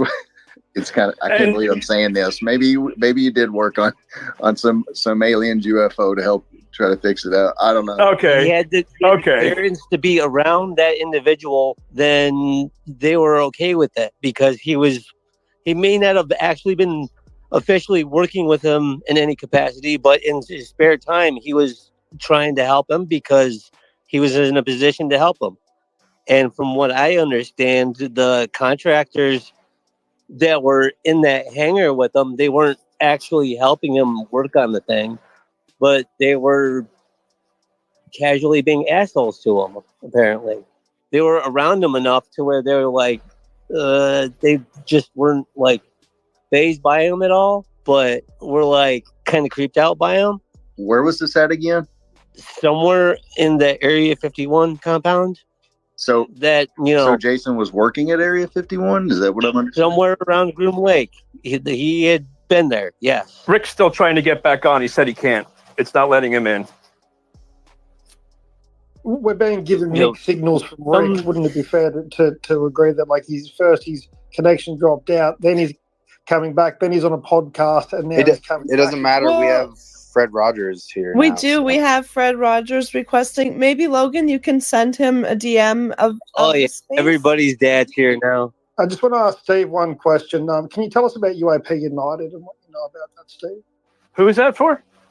For Steve, UAP United. I'd assume that Steve would know what that is and who that is. I don't actually. Steve, what's your background? I know that you and Jason, I guess, I'm assuming know each other or affiliated in some way. Yeah, so I've said this before. So 2 years ago, I was employed in the intelligence community, and I was a forum where they talked about UAP issues, and I saw Jason's story, and it was pretty fascinating. So I hit him, sent him an email, and I asked him if he'd be receptive to a phone call, and we talked for about 50 minutes. And I can confirm that he had access to a secure line like I did. I think he worked out of Florida, and we were both on the same network. So I then I knew about his story. Courtney Marcus from Spaced Out Radio reported on it, this last January. And from there, I spoke with Jason this past Saturday afternoon. So that's the second time I've spoken to him. We spoke for about an hour and a half, and we spoke about my experience, and he, just gave me a lot of guidance and insight from his perspective. So real quick, you said the forum. Is this the UAPTF forum that everybody's been talking about? I'm just going to say it's a forum. Okay. So we know he said he was an instructor down in Florida for cyber. And he even talked about working at the NSA. I don't know if it's currently, but he definitely said recently, if I heard the replay correctly. So I'm assuming that's probably how you guys met, or that forum. How did you get access to this forum? Like, what led to you going there? I was interested in UAP stuff, so that's why I went to the forum. So there were probably like 1,000 people that were in that forum at the time. This was 2 years. So there's a secure government forum for individuals with clearances talking about UAP. There's a forum. Yeah. All right. Thank you. Yeah. So it's, I guess, like I don't know what it is. It's just one of those things that I guess it's just weird coincidences. Like it's just probably just because there's like a rush of people trying to get in, and it just kind of messes with like the server or something. It just makes it extra glitchy, I guess, so there's people getting dropped like left and right. Like I thought Ulrich left, but he got dropped, I guess. People getting dropped. I don't know how or why, but who cares? This app sucks. But yeah. Ocean, you don't have Doty blocked, right?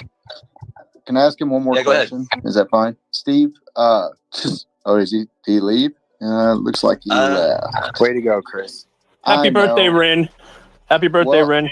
I was going to ask him why he has me blocked, which is weird.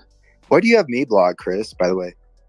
It's kind of aggravated that how you were being in the space the other night when all this was going on. You purposely were cutting off people and muting them and kicking them, and just didn't think that was a good look. Oh, Steve. Hey, Steve. You blocked me like a week before that, but okay.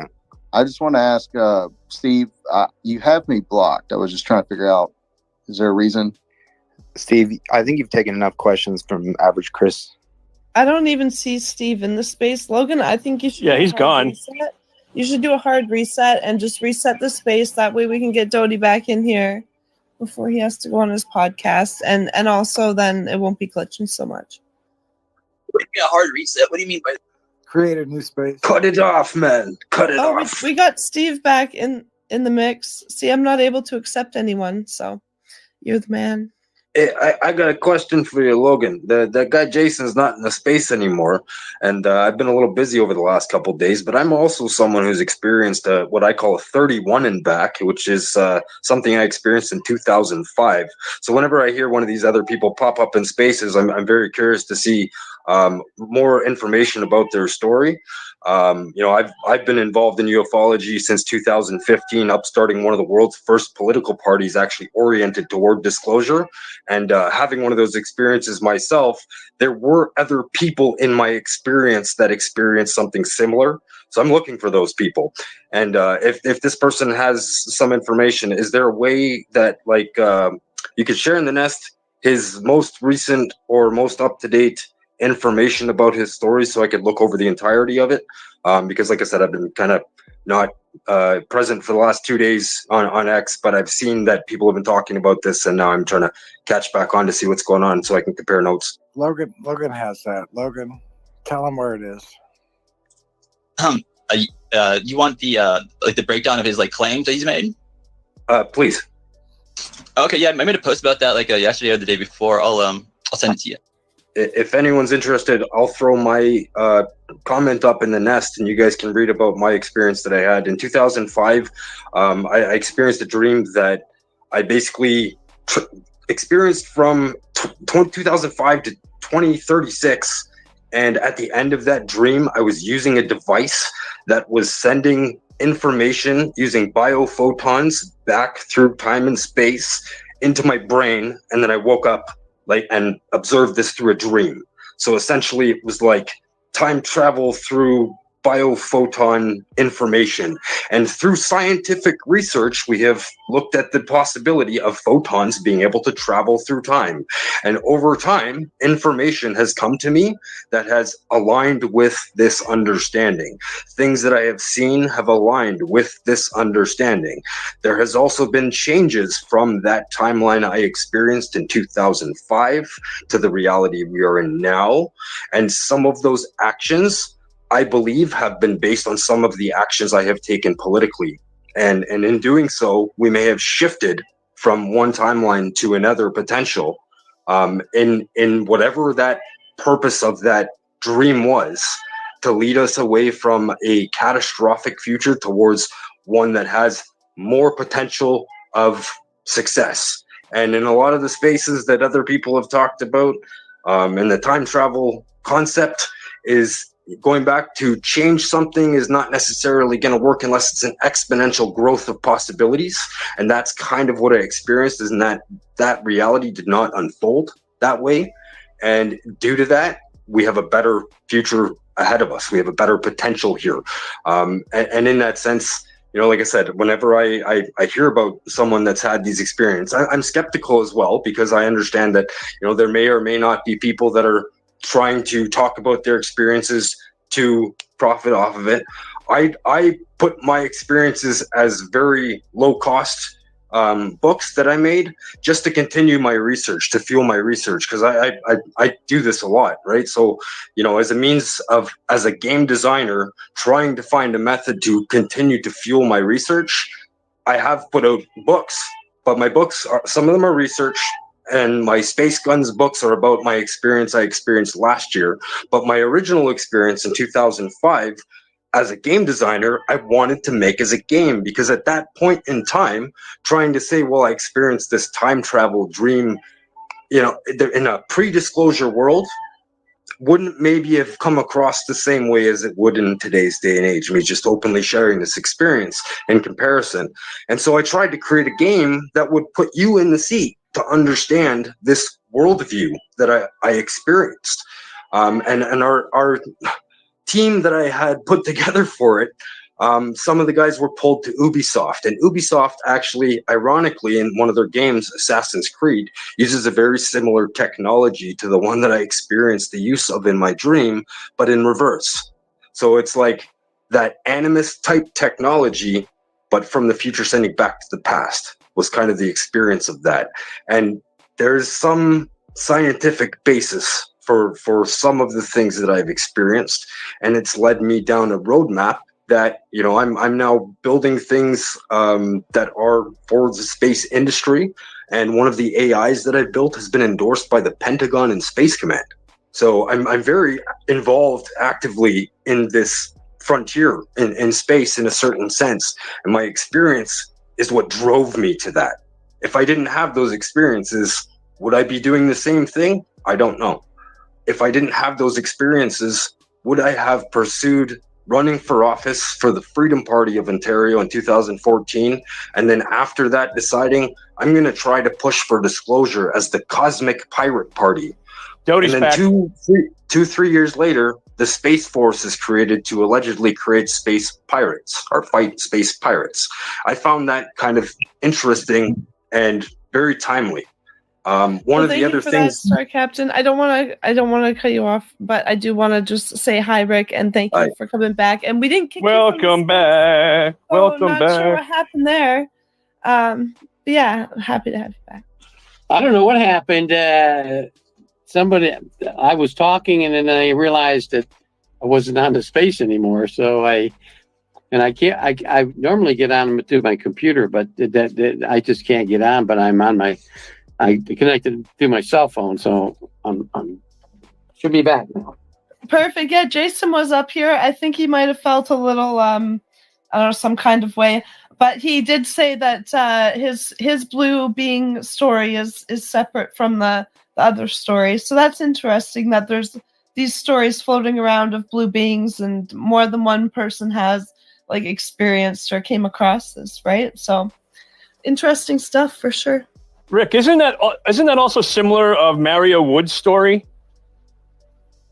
Yeah, Mario Woods had something similar happen to him and his partner when they were guarding Minuteman missiles up in South Dakota. Yeah, yes, and there was another case up in Canada at a base way back in probably the early '60s, maybe late '50s, early '60s. It was a radar site along the pine tree line, where the two radar technicians went out to work on the radar, and they experienced a blue. But they I think their description was a blue person with blue wings. What was the one where the claim is that they shot the being on a base? That was at Fort Dix, New That's Jersey. it. That's it. That case is crazy. Yeah. Also, I know our friend, the average Chris here, he had some questions for you, I believe. Was it, Chris, was it for Doty that you had questions, or was that for... Hold on. Before we get to Chris, hold on quick. I wanted to ask, before we get away from this Mario Woods thing, how is that similar to what Jason said? Because it's a sighting on a base. That's all. Oh, okay. Yeah, that's all. Oh shit! Average Chris, go ahead. Hey Rick, this is the first time me and you have ever interacted. I actually was brought over here by a guy who over and over wanted me to talk to you. So this is the first time that I've ever talked. So I did want to bring up a couple of things. Like, I do agree with you about the what you were talking about with Sands and the incident. I'm pretty sure if there was an incident, especially with multiple people involved, I would assume that there would have been a report. OSI would have actually gotten involved. There would be record of that, if I'm correct. Yeah, there would be, because OSI was in charge of virtually anything that happened out there. And if such an incident happened, the two OSI agents who are still alive and who were stationed out there at the time would have done a report. And they're, unfortunately, they're working for another intelligence agency. But if they were to, come on, they would say that they never took such a report. So, and there wouldn't have been any other agency that did that, because it would have been OSI's jurisdiction to do that. Right. So you said something about something in the 80s about S2 and Area 51. So you said the two OSI agents that were out there, and you yourself were OSI. So were you stationed out there at some point? Is that what I was stationed at Groom Lake, which everybody calls Area 51. Yeah, I was out there with Special Projects, OSI in the mid 80s. Sure was. And you just openly talk about, like, I guess you said because you saw a van that had something on the van, that means that alien was working on the base. Is that correct? Well, not quite. You're only getting part of the story. When I first got there to the base, the second morning, I walked from the BOQ room over to a dining facility, and then from there over to the OSI office, which is in building 432. And I saw a truck pass. It was a Air Force big, huge. I think they call them 6-packs, with a big van in the back of it. On the side of that van had J-R-O-D, J-Rod. And I didn't think much of it at the time. And I walked over to the OS office and worked for the day. And the second day, I saw the same van about the same time. It's around 7 o'clock in the morning. And I asked my boss, I said, hey, what's that? Is there a contractor on the base called J-Rod? He said, what? I said, I see this van that goes by. I saw it yesterday, and I saw it today, and it had J-Rod on the side of it. He said, you're not cleared for it. I said, oh, okay. I'm not cleared for it. So then I had an occasion to go out to S2 to do an investigation. And when I got out there and got inside the facility and parked my vehicle, I saw the van that was parked in a designated area, had J-Rod on it. And I thought that was funny. And then I kind of put two and two together and thought, I wonder if that's an alien that works out here, or maybe because it seems like it was an environmental secured big van in the back. Maybe it's, some kind of special environment or something. And then sometime later, maybe a month or 2 months later, then I realized, I was told that was in fact an extraterrestrial. Now I didn't have access to what he was doing or what it was doing there, but now I know that there was in fact. And then over the years, other people have come forth and told the story about J-Rod. And J-Rod's the one that likes strawberry ice cream, wasn't he? No, that was Eva. That was Eva. That's right. But so then I figured that we must have an extraterrestrial that's assisting us in reverse engineering. So that's the story. So I guess I found to connect where a van equals aliens on the base. I fortunately, when I was in, I spent some time overseas and got to know an OSI agent pretty well. You said the jurisdiction thing and you didn't have the clearance. But I would assume that if there was a van on the base, especially one that doesn't look like it belongs there, or it looks mysterious, they would have been the ones to had access to that information, and they would need to confirm that, I would assume. And I don't know how. So is the alien driving the van, or how did that work? No, I explained it. The van in the back is an environmental special van where the ET would have to be staying or being transported from one place to another, and then he's not driving it.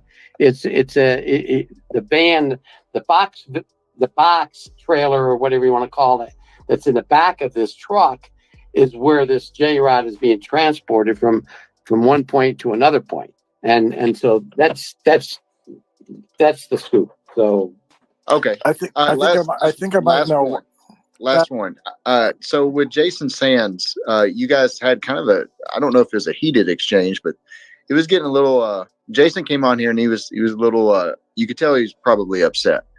Now he brought up that you had somehow gotten a hold or looked into his clearance, which is, I don't know if you still have access to these kind of things, but he does bring up a good point that access to his clearance, if it's active, I'm kind of curious on how you were able to get that or look that up, because that is a serious issue, because that would be on a secure network.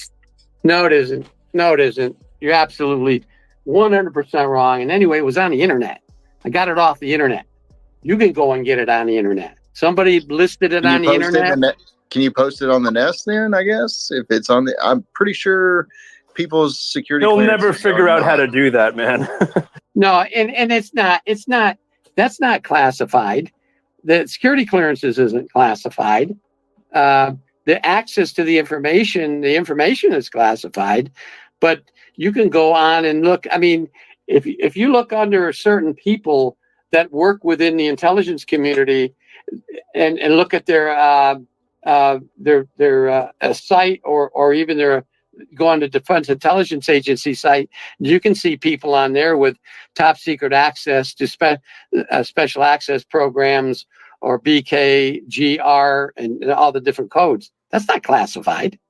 That's not classified. The ICIG whistleblower list is classified. Would you agree with that? And you claim that you checked and it was verified to you that he wasn't on that list. So how do you? Green Street. How are you able to go talk to Green Street? Green Street posted that, not me. Are you aware of a forum that is filled with up to 1,000 intel agents that speak about this phenomena? Are you a part of that, Rick? I'm sorry. Say that again. Steve told us that there's a forum that has up to 1,000 intel agents that are part of this private secure forum. They discuss the topics of UAP, et cetera, et cetera. Are you aware of that forum that he's alluding to, and are you a part of it? No. He asked me when we had a telephone conversation. I never heard of it. No, I'm not a member of anything like that. Damn. You know, if that, I wonder. I'm like, is it like a Reddit website or is it like a Discord server or like I wonder what they host that on? Be interesting. 1,000. That's a lot. What's up, Chupacabra? And Larry's here too. What's up, Larry? Gentlemen, ladies. Tupa. I had to pop in. I was hanging with the kid and I just couldn't pop in, but I was just listening. I was lurking in the background. Benno, I just cut myself on your jawline, dude. Sick ass photo. Loving that. Loving it. I was dying to hear about Rick's view on Jason Sands, and it's cool to get some feedback on it because the blue alien thing. I'm sure you've already talked about this, Ricky. Sorry to bring it back up again if you have, but yeah, anytime I hear descriptions of aliens, I'm always like running it by Doty. I'm running it by your taxonomy over there.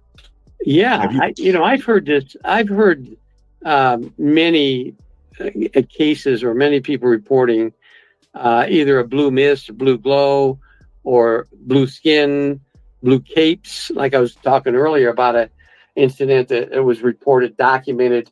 Danny Sheehan briefly talked about it. I can't remember if it was in the late 50s or early 60s at a radar site up in Canada where these two radar technicians came upon some creature that had a blue capes on them. The two creatures, I think, now thinking about it. And so then I've heard abductees who talk about aliens with blue features. So that is, I've heard those stories before. Hey, do you guys want to know the name of that forum? Yes. It's JWICS.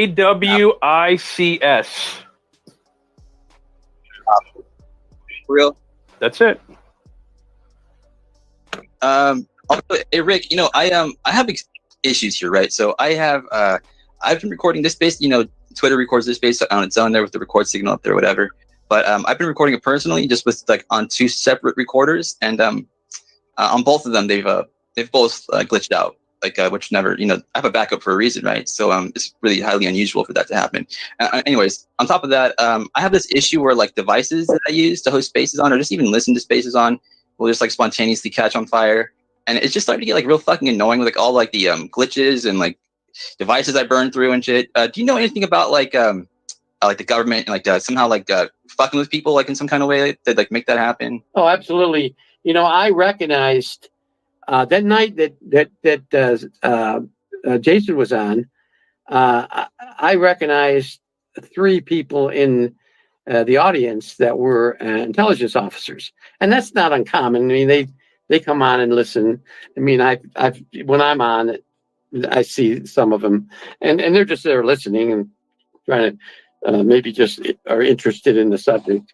But there's also a group of people that can bug sites and harass them. So yes, the government has the capability of doing that, and I can guarantee you they do it to X or Twitter. Yeah, I mean, there's enough like X Intel employees that work for X that it's just highly like why do they? It seems like they hire so many X Intel employees for some reason. I don't get. You know why they do that? Is it for obvious reasons? Yes, for obvious reasons.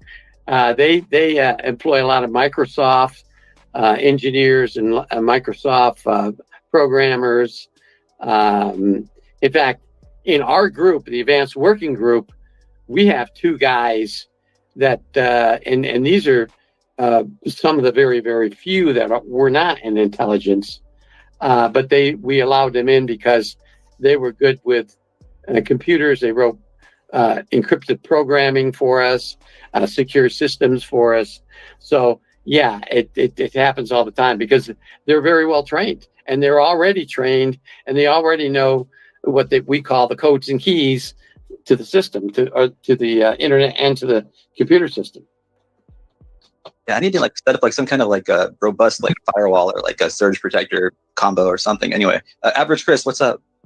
So I just want to say this. I know there's a lot of people in here, and Richard, I hate to be the bearer of bad news, but that thing about the security clearance is completely wrong. You cannot access people's security clearance online. And the fact that you're saying that is crazy, because if you work for the Air Force OSI, you know that not to be true. Steve, can you chime in on this? I've been trying to bring Steve up. I've been sending him invites. We might be, I don't know, we need another co-host. We might be full of speakers. I don't know if someone wants to drop down. Yeah, so there's no way that's possible, because then our adversaries would know everybody that has a security clearance working for the government. There's no, I can't believe that this is even being said on here. Do you think some things are accessible and some things aren't? No, when it comes to security clearances, no, absolutely not. 100%. And where did you work? I was in the Air Force. I told you that. Okay, you were there. I know, but I mean, what did you do in the Air Force? I mean, I'll keep that to myself. It wasn't nothing special, but I had a clearance.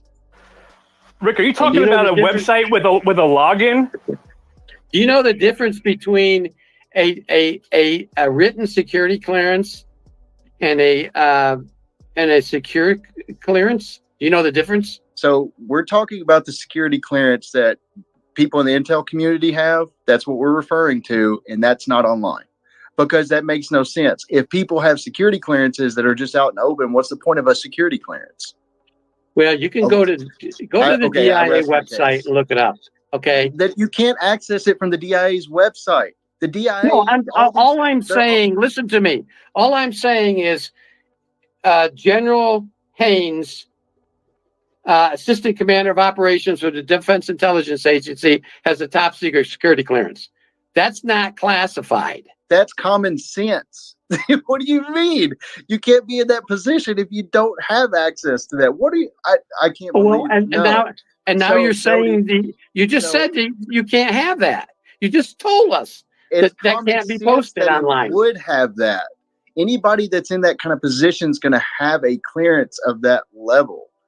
Anybody in the intelligence community is probably going to have a TSSCI clearance.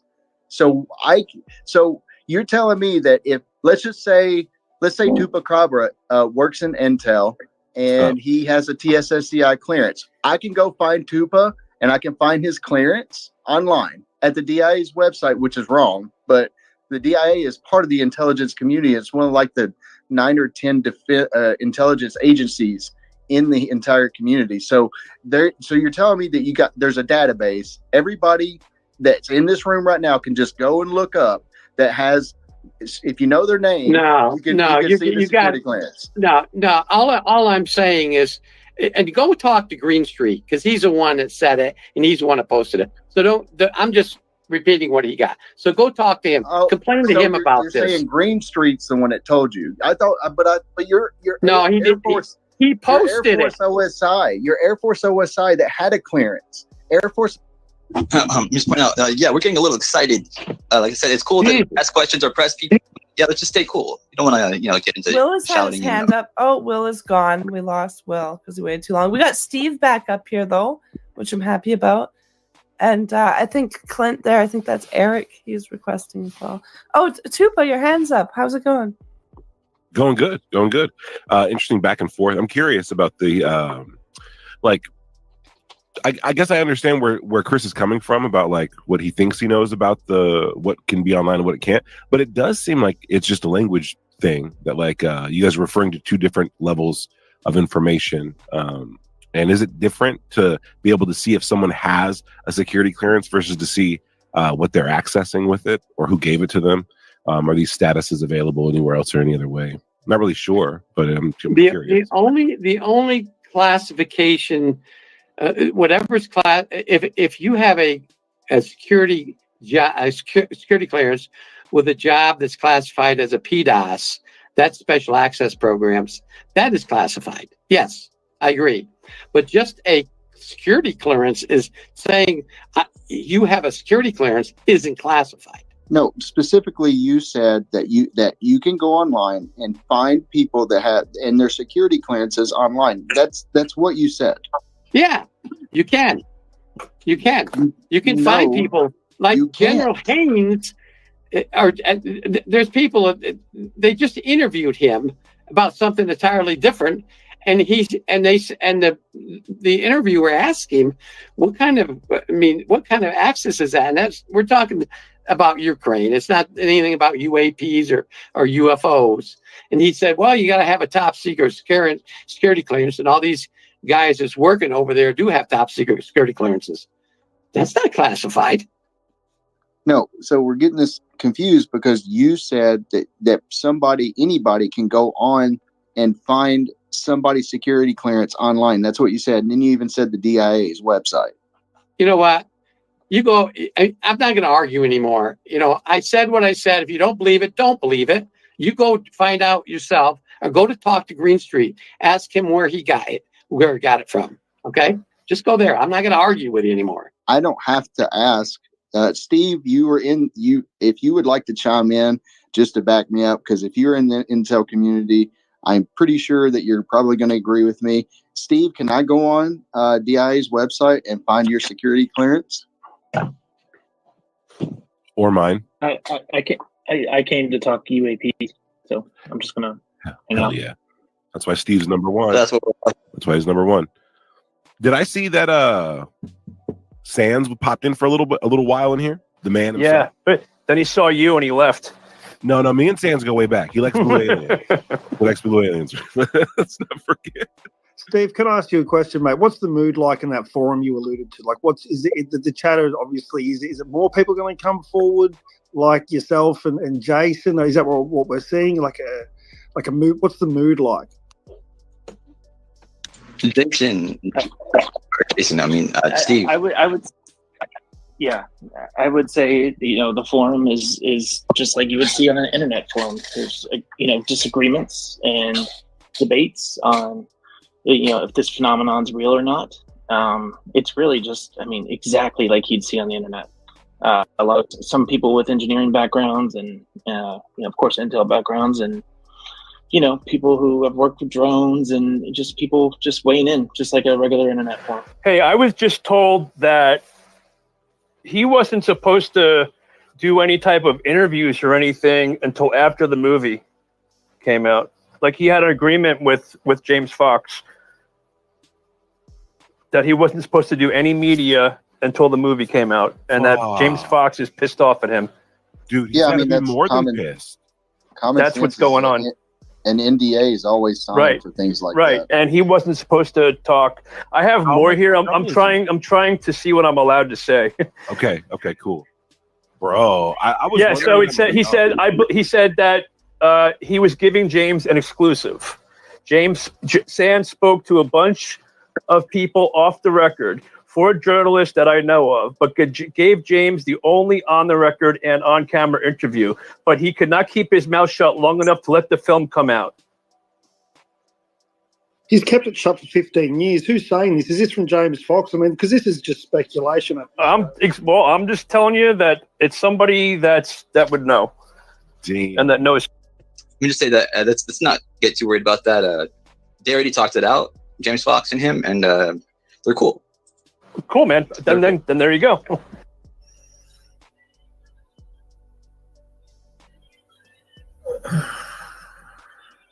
Well, that's good news. Because I think whistleblowers showing up to Twitter Spaces should be normalized, because we're all here and we love them. So bring on the whistleblowers. This is a safe space to talk that shit. But it should be after, like, they've done their testimony and everything. You know what I mean?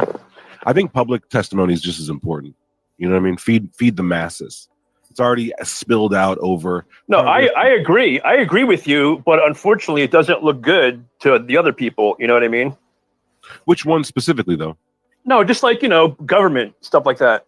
But the government, in some instances, and correct me if I'm wrong, I'm not trying to paint with a broad brush. I'm not trying to be conspiracy guy, but when it comes down to the truth about what these things are, UFO disclosure, in many ways, the government's the enemy. Yep.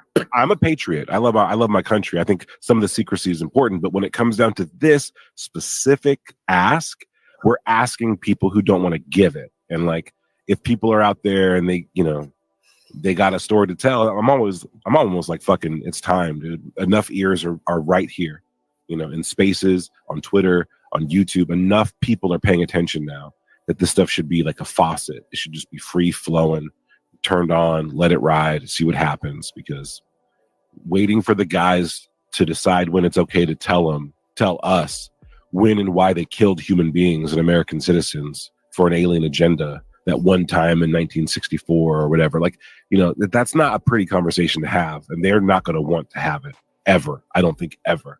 You know what I mean? If they could promote different aspects of the phenomenon and of disclosure so that we'd never talk about that, they would. They totally would. And I'm not saying that we have to hold people over to the coals or shit that happened in the past, or that I know of any instance, but I'm just saying, like, there's so much reason to not talk. I don't expect them to ever do it. I mean, who wants to be the one that has to break the news and bear the brunt of all that public outcry about it? You know, I'd be like, I'll just wait till the next guy gets into office or whatever, right? Mike disclosure with that.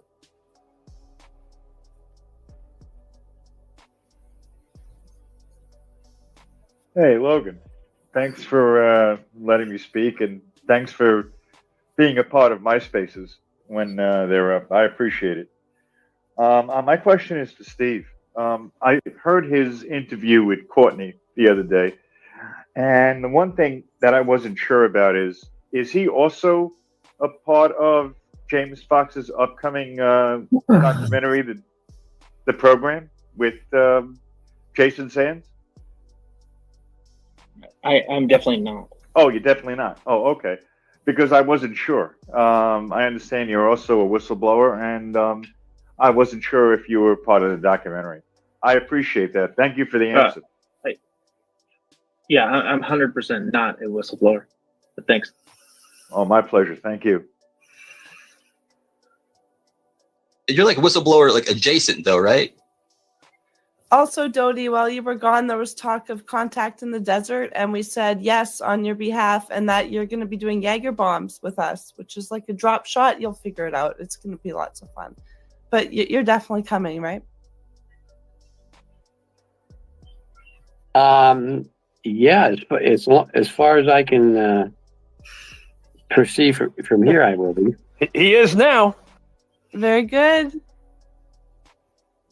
Yeah, he already confirmed that he would be doing Jaeger bombs. I forget who's what was it?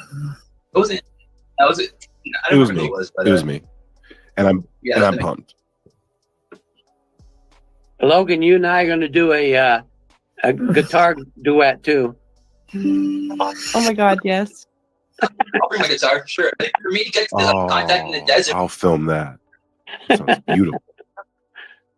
Mello too. I guess Mello's going to be involved too. Yeah, Mello's going to be there. He's going to do a presentation, so I'm stoked we'll get to be there representing our friend.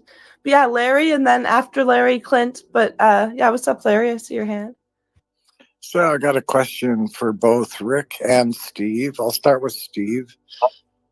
Steve, you lost your job over this, and I wanted to ask, how are you doing right now? Are you stable? Are you in a good space? Yeah, actually, I'm in a great space. I'm employed. Family life is great. I took 2 years kind of just staying in the background on this subject, and I feel like it's time to come out and tell my story, specifically my experience. So thanks for asking. Love that. Love to hear that. Rick,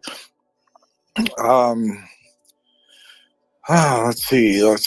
How do I put this? Yes. Okay. So it seems to me, Rick, that you have raised doubts about the authenticity of this Jason Sands because there's no report. Is that an accurate assessment of your position?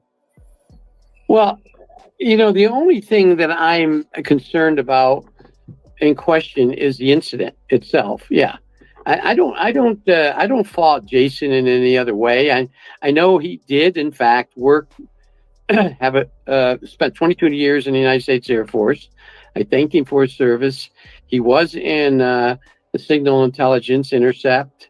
I mean, all that stuff has been verified.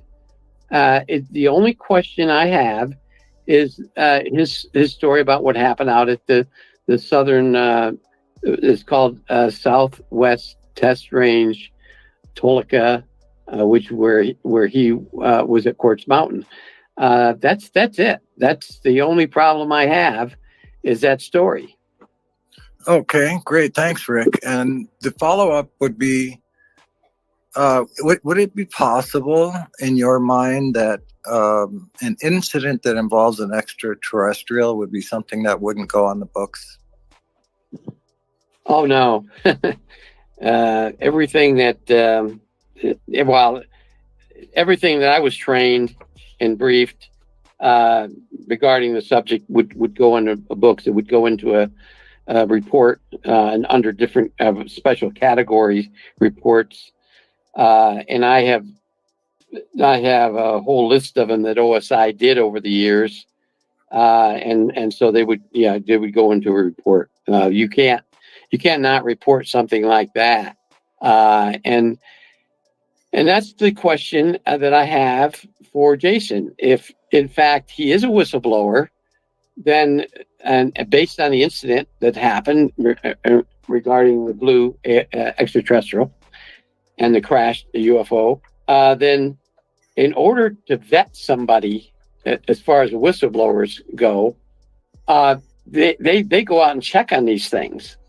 Now, the DODIG, now, and this is something Jason is saying, he's not a whistleblower through the DODIG or the ICIG. He is with Congress. Okay. All right. That's fine. If that is the case, then okay.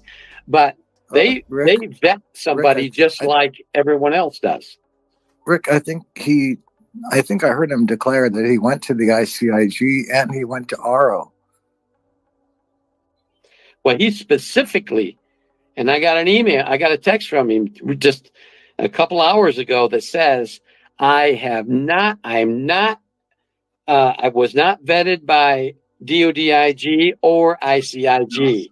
I had nothing to do with them. I got my whistleblower status from Congress. That's what he texted me. Oh, okay. Okay. Thank you for that. You're welcome, Larry.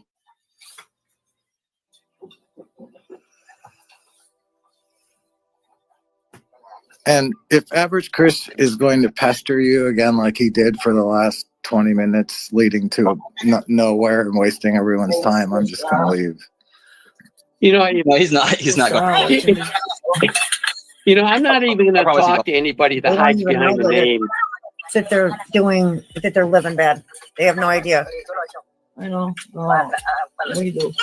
I know. That's so freaking sad. Oh, I hope I'm not. You got Tia, just a hot mic there. I was just sorry. No worries. But yeah, I think, oh my God, that was. Yeah. So also, just quick housekeeping. Like, I think people are having a hard time seeing the space. I got like a message like people can't even see the space or something. So I don't know if anyone knows what that's about. Yeah, Logan. Apparently, someone's flagged the space, and that shows like there's a warning in the comments, and that can mean that people can't join. That's why Rick. That's why you couldn't find it, Rick. That's why you couldn't get back on, because he told me he couldn't see it. I had to send him a link. Somehow my computer keeps unmuting itself all by itself. I'm not doing that. It's something I've noticed too. Are you operating another device, Tia, as well? No. I'm the only thing I'm on is my laptop, and it never does that. Yeah, it's a weird day full of like weird glitches. I mean, the app really does in itself really genuinely suck, but it's hard to know like what's like a intentionally bad or whatever, right? And it's just like a shitty app. But Average Chris, let's hear it. You wanted a question, Steve? Yeah, Steve. So somebody had mentioned that, I know you said you weren't a whistleblower, but something about whistleblower adjacent. But somebody said you lost your job because of this. Is that correct? I mean, you did say you had met Jason, I believe, through the intelligence community. So, I mean, so you lost your job because of this? Can you clarify? Yeah, it's a bit of a long story, but I had my experience 2 years ago, and I I heard two HI voices, separate voices, talking to me for a period of like 36 hours. And like I said, it's a long story. I went over it in the space from Friday with Courtney Marcassani. After I didn't report to work, my organization became concerned about me. And so when I finally got back, I had a full interview where I went over all the details of my experience. And, I felt like the NHI gave me a message to send to the leadership. And that message was, if you do not speed up or allow this awakening, we will. And I was completely honest and transparent about my experience with them. And, they still, they gave me like 2 or 3 hours to go through the whole thing. And afterwards, got put on admin leave for a while they figured out what to do with it. And they said, they brought me in and they said, yeah, we're sorry. We can't keep you employed. They said that, the voices, the traveling, right? It was too much. And I, totally understood their position. And and I parted ways with that organization. So did you have an active clearance at that point? I did until they let me go. Okay, so if I'm to understand, I guess you had this experience, you had this interaction.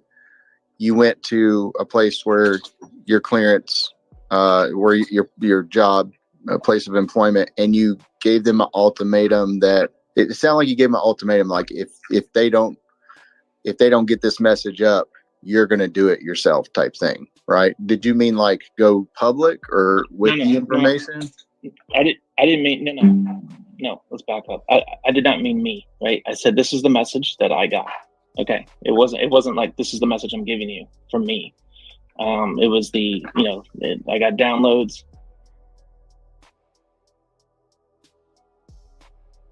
Wow.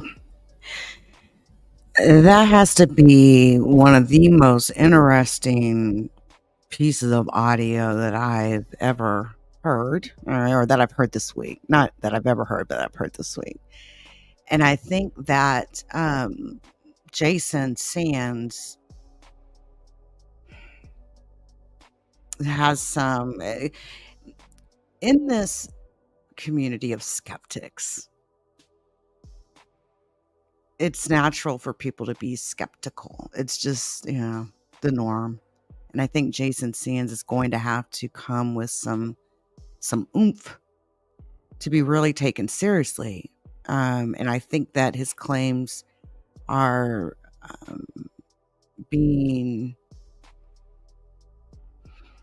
not attacked, but held into question at this point. And hearing a lot of the back end stuff, like he's talked to several journalists and people who have never ran with the story. Apparently this has been going on for a long time. He's been trying to bring attention and to his story and everything. And some people, sounds like a lot of people, have not, once speaking to him, don't move forward with it. And for whatever reasons, right? Then it was the raising of the money thing that also threw a big question mark up for me. I absolutely hate that. I hate that. There are people, and I'm not saying Jason Sands, I'm just talking in general. There are people that want to come in, make a quick lick in the UFO community, want to clean up and be on their way. And that's the one thing a lot of people have that at the very top of their brains, right? And yeah, isn't that interesting? What a difference a week will make, right? What a difference a week will make. You all, I appreciate each and every one of you for coming through and hanging out in this live stream and listening in to that space conversation. Very interesting. I'm going to have to get more familiar with spaces and hang out in some of these rooms. If you all see me, you'll see my, you'll see my icon, right? You'll see that icon right there. Leak You will be stamped on it. It'll be the actual me. It will be me. I'm going to start. You all might see me hanging out in some of those Twitter rooms. So I might want to try to get a question or two in some of these very interesting conversations, but still learning who's who. I'm still learning who's who. And I've been really attacking the Twitter X space as far as, learning who's who out there. The various loggers that talk about this topic over there. It's crazy, but true how communities act or manage themselves differently from platform to platform to platform, right?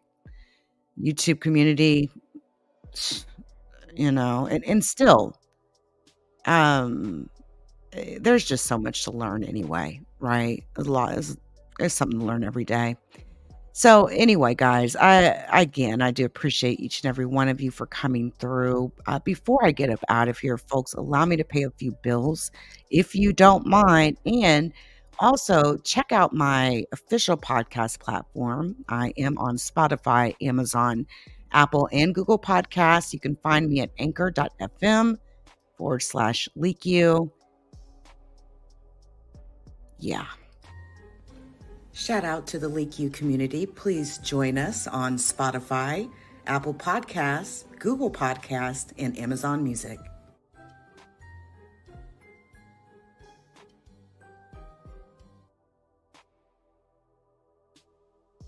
Please hit the like. Thank you.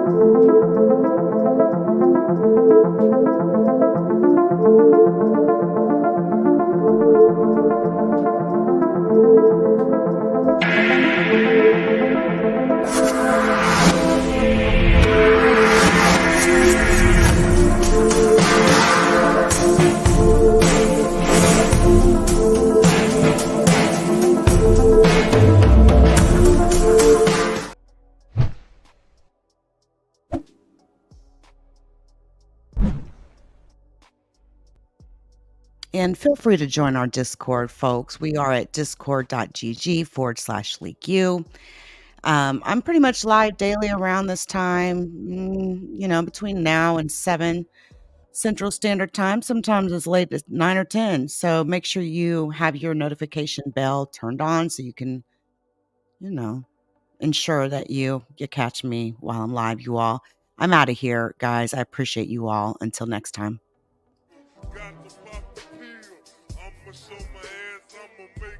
The judgment sentence that you are an asshole.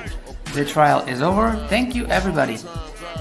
Let's play a game. You have 10 seconds to take all your stuff and get out of my life. 10, 9, 8. God bless you, motherfucker. You're really smart. Like really, really, really smart like I am.